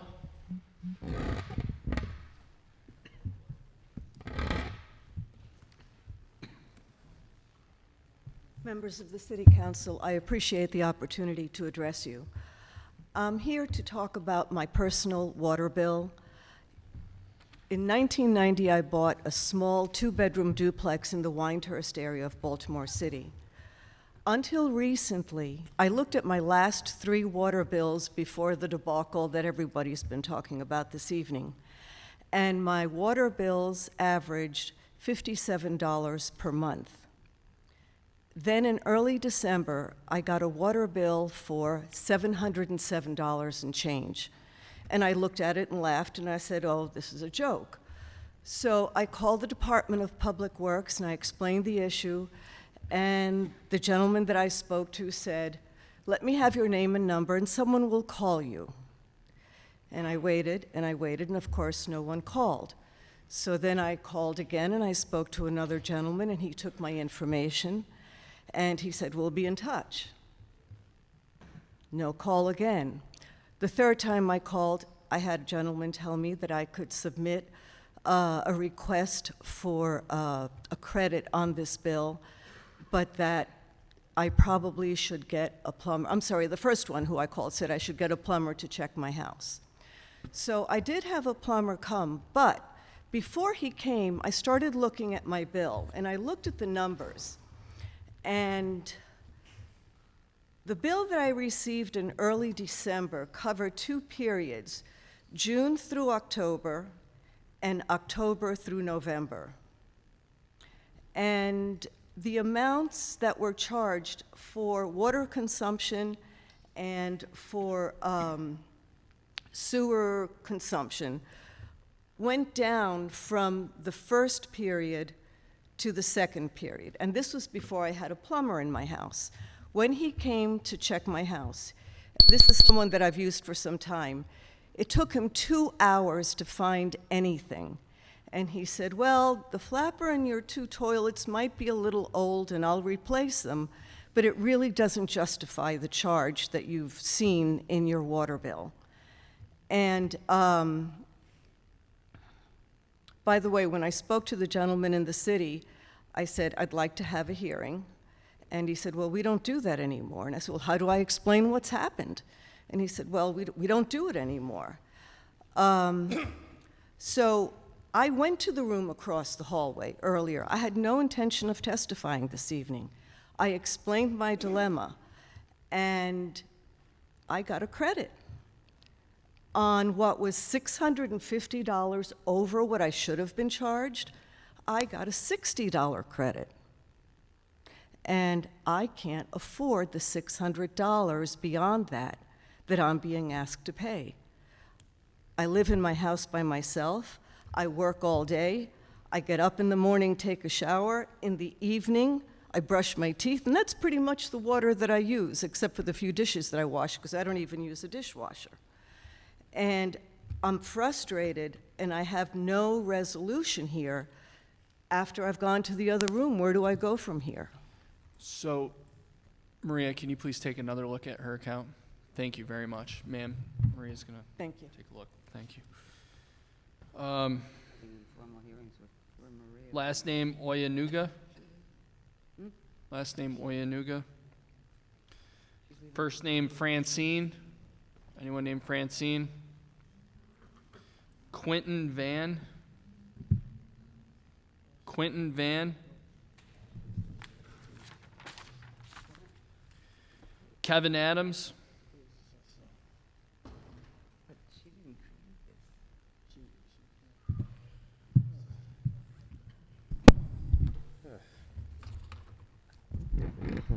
Good evening.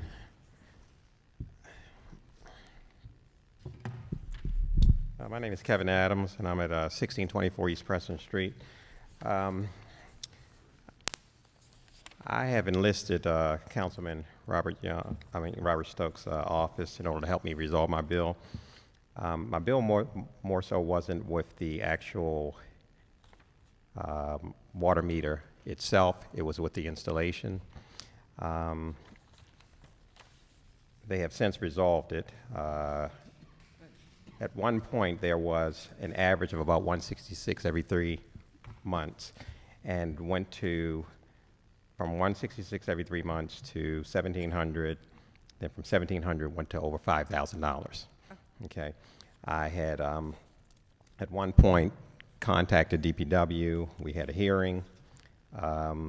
We went over a few things to try to get some resolve. It was never resolved on the part of DPW's. My issue basically is that on the investigative part, because they told me they would investigate it. They investigated it and determined that there was no fault. The meter did work. However, I asked the question, what was involved in the actual investigation, and that's where the problem came in. And I noted here, are they physically removing the grate, or are they just coming by and checking the meters electronically from a distance and then saying our investigation was concluded? So what I did was, I am the only one, actually it's 2 people, myself and another neighbor. We're the only ones in the block whom you cannot locate our meters. And what I did was physically take pictures and re-examine this at a later time, only to determine that their investigation did not involve opening the actual grate itself. And when we found, I enlisted the help of my stepfather, who is a former employee of DPW, 35 years. Anything dealing with wastewater treatment up at your Fulton Avenue location, he knows about it. He owns several properties.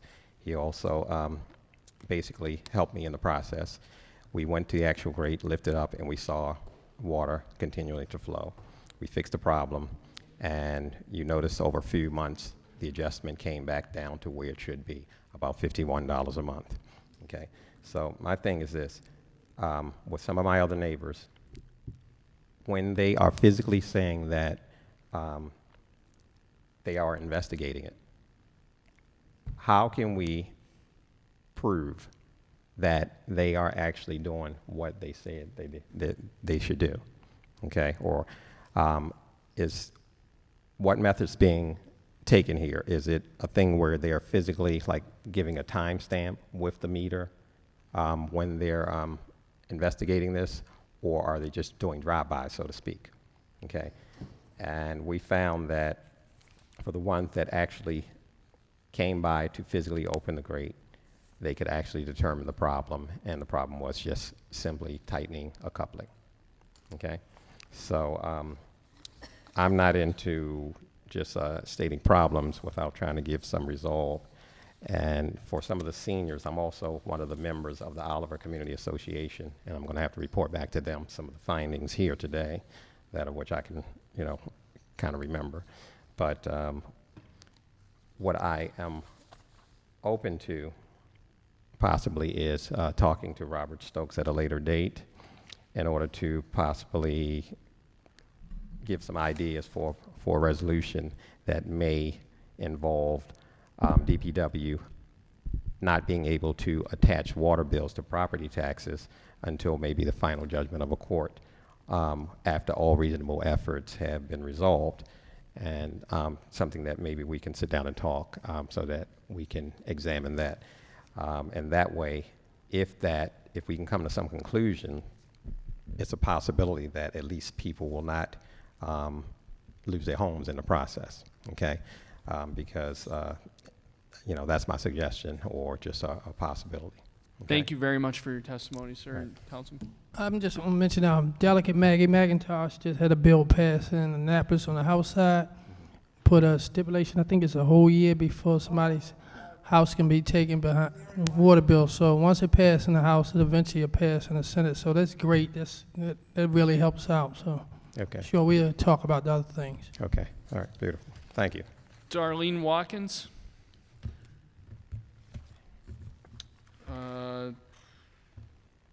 Last name Vam, V-A-M-M.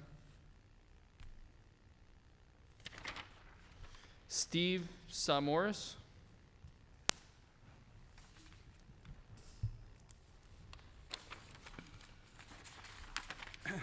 Good evening. Evening. Good evening. I want to congratulate Baltimore City for a great system of parking ticketing, because it's the only system that works in Baltimore City. You get a ticket before you even go to the kiosk to pay for it. We're talking about systems, and there is different systems. In order to have success, you have to have competence and persistence. If you have incompetence and negligence, then you have a system of failure. You don't have a system of success. Success comes with competence. I'm here because for the last year, I've been trying to reduce 2 water bills on 2 buildings that I own in Old Town Mall. I've been to several meetings with the department on the 4th floor, and every time I was told that they would get back to me. I'm still waiting. One bill is $5,000. The other bill is $9,000. And all of a sudden, it stopped without doing any repair. It went back to normal. What a miracle. What a miracle. Without any repairs. Miracle. Yeah. But it's a miracle for the city, though. It's not a miracle for me. You understand what I'm saying? Oh, okay. It's a miracle for the city to hit me with $9,000 water bill, but it's not a miracle for me. The miracle is, for me, is that it stopped. So we're talking about infrastructure and the cost of infrastructure, and we also talked about wasted water that we can't collect for. That's great. I really like to talk about that because in the last 2 months, I've been calling 311 on water leaks in Baltimore City. One was on Granby Street that we called 311 for 6 months and we couldn't get anybody to come and stop it. The other one is in Old Town Mall and it's still leaking after a month. Hundreds of gallons per hour, thousands of gallons per day. Hundreds of thousands of gallons a month. That's what I'm talking about. Incompetence. Okay, sir. And negligence. Sir, we'll get your contact information. And have you gotten a response yet on the $5,000 or the $9,000 bill? Well, I went on the other side. Okay. And I'm going tomorrow to the Water Department to have a meeting with Mrs. McCargo and Mrs. India Mary to see what we can do about these bills, because thank you. This is, okay. And the other thing that I like to mention is we're talking about, bay fees. When was the last time any of you seen on TV any cleaning of the bay? Because I haven't seen it on TV. Okay. Okay, so that's the state, and we would like to know where our money is going. Sure, I understand, but we do have a lot of competent workers in this city. Oh. I'll let you, Mr. President. Yeah, I kind of took offense to that because we have some competent workers in the city. We just have a system problem. So please don't call our workers incompetent because we have great employees. I didn't say anything about the workers. I said about the system. I'm talking about the system. Well, you said incompetence. A system of incompetence, yes. Well, make sure you say the system. Yeah, I did say the system. I didn't hear it. Okay, thank you. That is everyone who was listed to testify. Is there anyone else that would wish to testify? Yes. Okay. Hi, We're gonna strictly adhere to the 2-minute limit. No problem. I've got written testimony. You can read it. My name's Kathy Howard. I'm with the Maryland Multi-Housing Association. We are the owners and managers of about 75,000 multifamily units in Baltimore City. I actually work for Regional Management, Inc. I have my czarina of water with me tonight, Dawn Caravello, and we have been working with DPW over the last 6 months, trying to resolve a ton of different issues. But in my written testimony, what you're going to find is that I have a couple of suggestions to try to get some of these issues into one place, into one group. I think earlier this evening you had a suggestion from the advocacy groups that we've put together rekindle the process of the appellate hearing with the hearing officers. I suggest that that is probably one of the most important parts of what you need to do to start fixing this situation. You need due process. You don't have it. With all due respect to DPW, you don't have a due process for someone who is disputing a bill if the person, if the group that is listening to you and making a judgment on that happens to also be employed by the agency or the person who has the responsibility for the problem or the dispute. That's just not good due process. I think you need an unbiased and third-party situation for that. It's all in much of this is in my written testimony. The other thing that I would strongly suggest that the council do is put together a group, a task force, if you will, or a study group of various stakeholders, and in particular, one group that has been absolutely left out of this process is the multifamily housing industry. If you think you've heard a lot of complaints tonight about people with high water bills, you ain't heard nothing yet because you're not a property manager with people who have townhouse bills that are passed on to them. And I can tell you that we have a lot to bring to the table, and we would be very, very happy to participate in something like that. And I highly suggest that we put together a work group to get some of these issues organized and out on the table and dealt with. Thank you very much. We have your written testimony. It'll be added to the bill file. Anyone else? My email's on it. You better email me. Thank you. I'm not going to email you. But I suspect someone in this room will. Here you go, Councilwoman. Anyone else? Yeah, thank you. Good evening. I'm Margaret Fulcher, and I've been a resident of Baltimore City for 35 years. And last year, I got so frustrated with the water bills that I started calling the manufacturers of the meters. And I found out that there are defects in the meters. So that's not true. And running 100 gallons through a meter is not a good test for whether it has defects or not. So I think something really needs to be done about the water meter issue. It has gone on for so long prior to the new meters existed. So we've got to do something with this problem and get it resolved quickly. Thank you. Thank you very much, ma'am. Sir? You got the green shirt first. My name is Mr. Shah, and thank you for listening to me today while I'm here with a little story. Can you spell your name, sir? S-H-A-H. Shah, that's my last name. Thank you. Right. I own one of the business which was burned down in Baltimore riots in 2015, Fireside North. Address is 2201 West North Avenue. To get that business back in running after almost 18 months, it took us about 11 months for City of Baltimore to supply the water.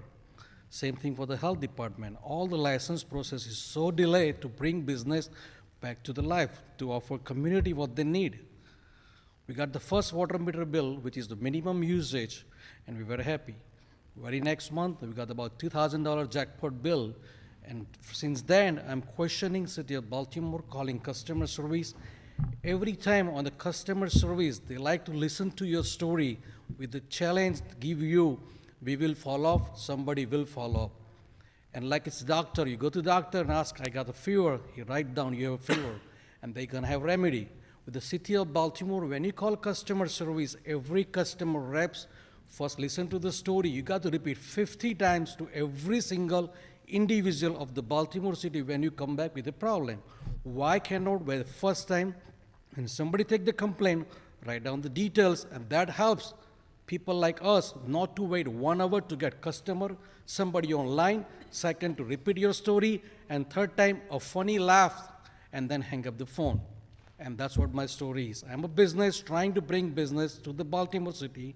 For 18 months, spending about $500,000 to fix the building.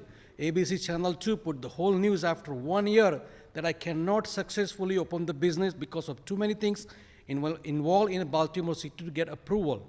There is a bill, legislation in Senate Bill 1122, hardship extension for people like us who've been burned down their business and cannot get things timely open. So here, instead of supporting to the business owner like us, we're getting slapped with a higher amount of water bill, where City of Baltimore connect the bill on July 8, 2016, where I have 1 drop of water very first day, and I'm paying bill from that day for the services. So I'm very disappointed by the customer service, repeating story every single time to the you folks right over here. What's the frustration we have here? Thank you for your feedbacks.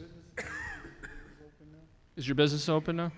Right now, only the lottery store, the liquor license, and any other or food store we cannot open because we are past the limit to renovate the building because it took us 9 months just to get the occupancy permit.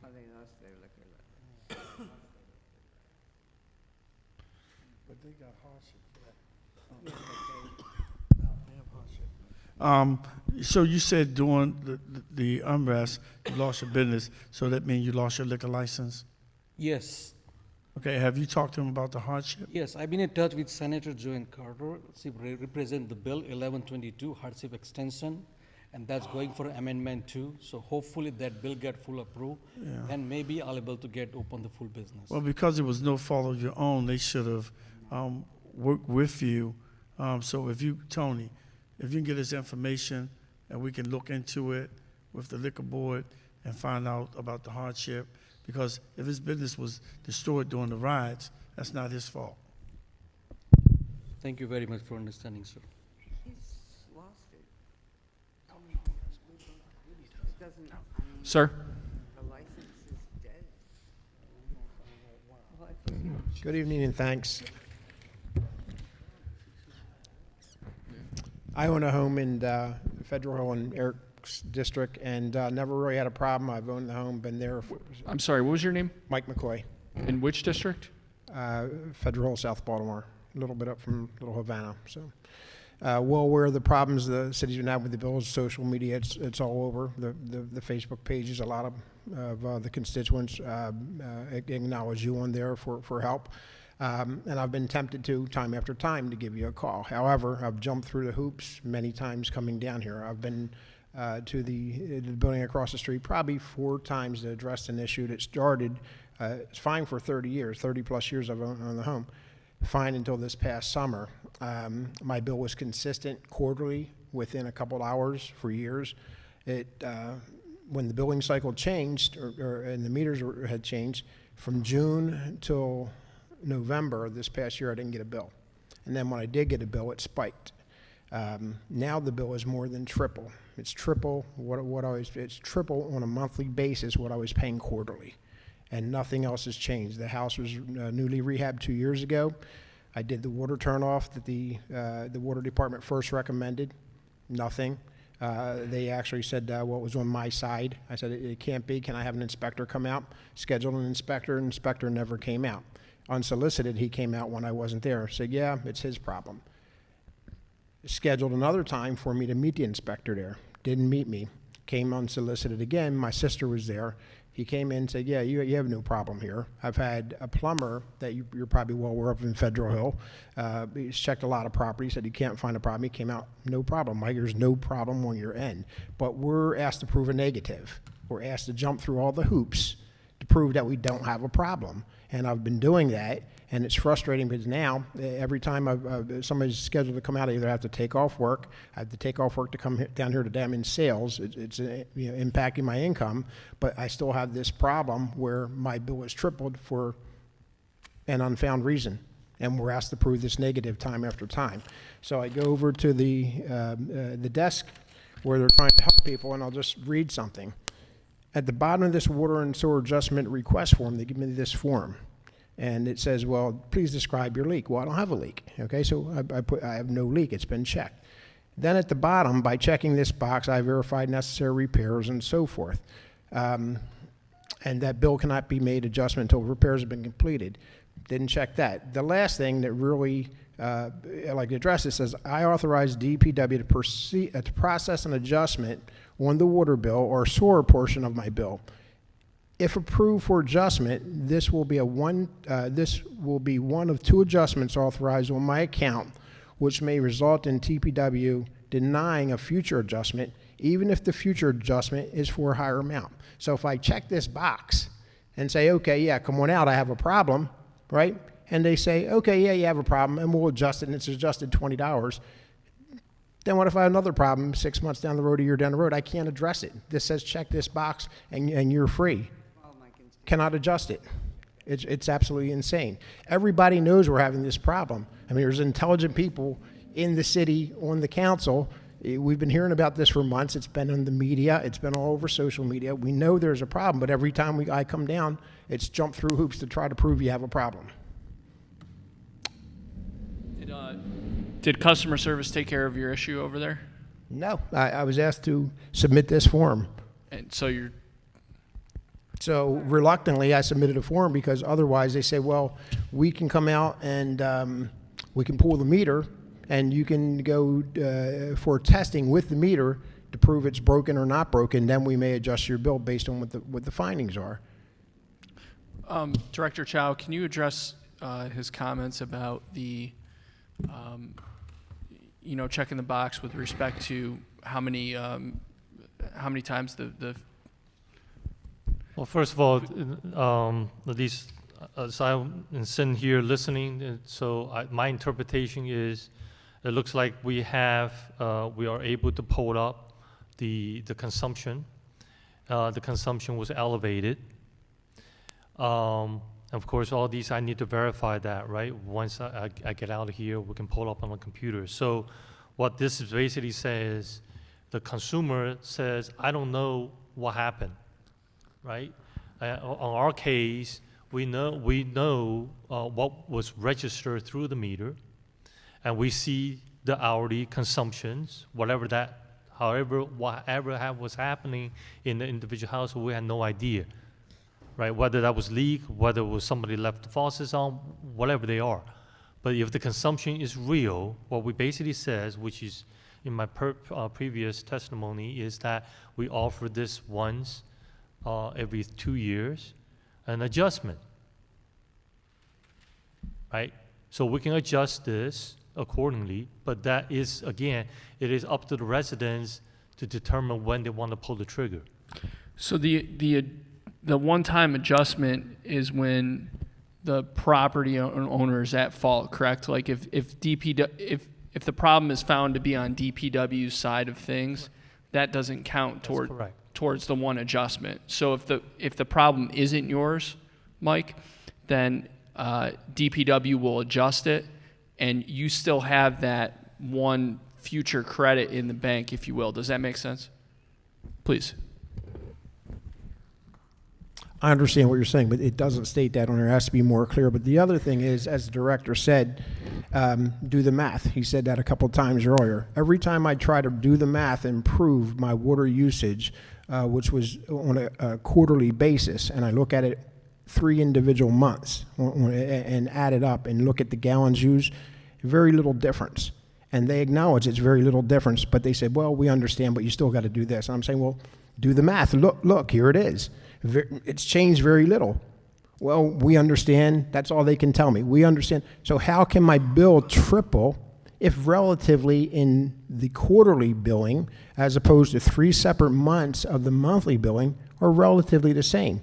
And the DPW inspector comes out and says, yeah, there's no problem on your end, once he was able to get in and meet me there and check outside. And I had the plumber do the same thing. But I'm constantly, as well as most of the city residents have this problem, we're asked to spend money and prove the negative.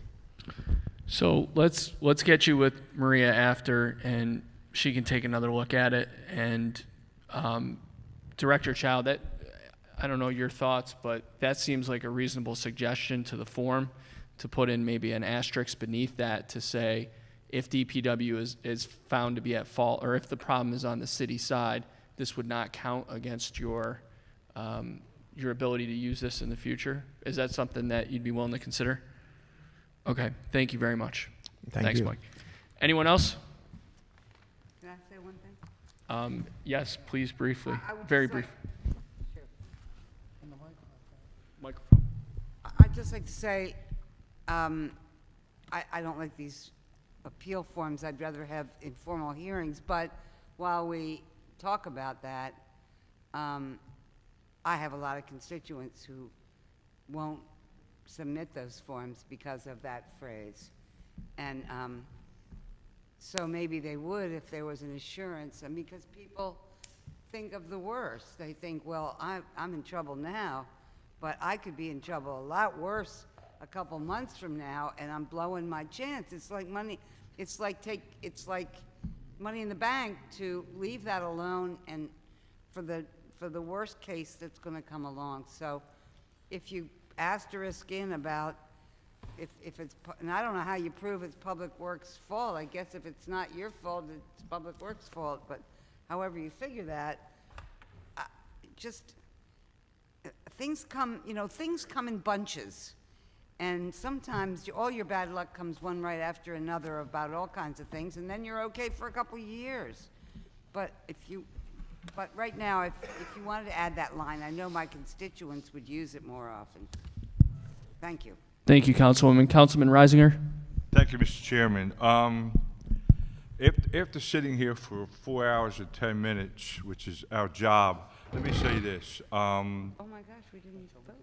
What I want to say to DPW is that I think that, I give you kudos for what you've accomplished so far, because I know years in the past I had so many calls, so many emails, so many meetings with DPW, and I do see a difference. I really do. But what I see now is that, we did away, I just want to piggyback on Councilwoman Clark, what she said earlier. DPW, we did away with that human contact, that customer service, where people talk to people. And the chairman said a few times, go to the person customer service in the next room. And what I'm trying to say here, if I'm saying it correctly, is I think we need to get back to at least those margin of people. I don't know whether who have complaints or concerns. I don't know whether it's an ombudsman in the department or troubleshooters. We have it over HCD. We have 2 ombudsmen over there. What we need is in DPW is we need someone that when these problems we have, like we heard tonight, DPW, because of the chairman and the president, working with you, Mr. Chow, we have people back there that's talking to people who have these problems. So my question to the president, the chair, and my council people, where do we go from here now? I mean, if we were to call another meeting, another hearing 6 months from now, are we still going to be dealing with these same problems? And that's, I think that it's good that we have, I don't want to ramble on, it's good that we have the computer, the technology, but we still have to have that human element, that people, the seniors and the ones who need help, okay, that aren't using the computers that need to sit down with somebody from DPW and work these problems out. Because I don't know how long's the system been in it's been in existence now, but we've sat here and we've been, people's been coming up to the podium because there's nobody for them to talk to. So, Mr. President and Chairman, I think that we really need to keep that human piece to it where they, Thank you, Councilman Reisinger.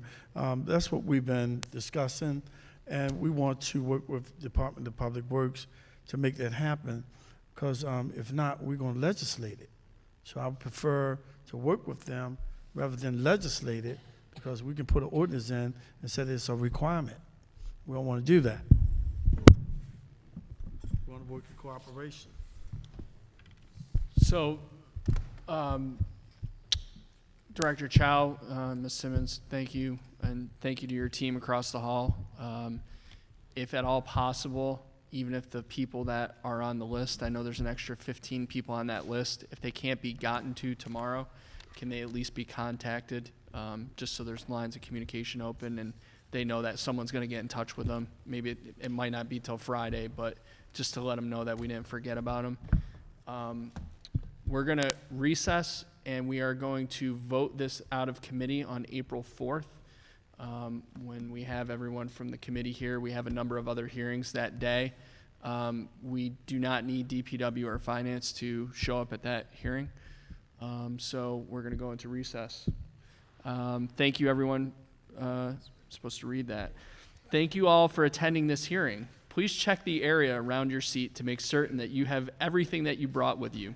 We will be closing the room shortly and ask that everyone exit promptly to the first floor main entrance. Once more, thank you for visiting City Hall. You may check out, but you may not leave. This is a long hearing. Yeah. We don't want to have to.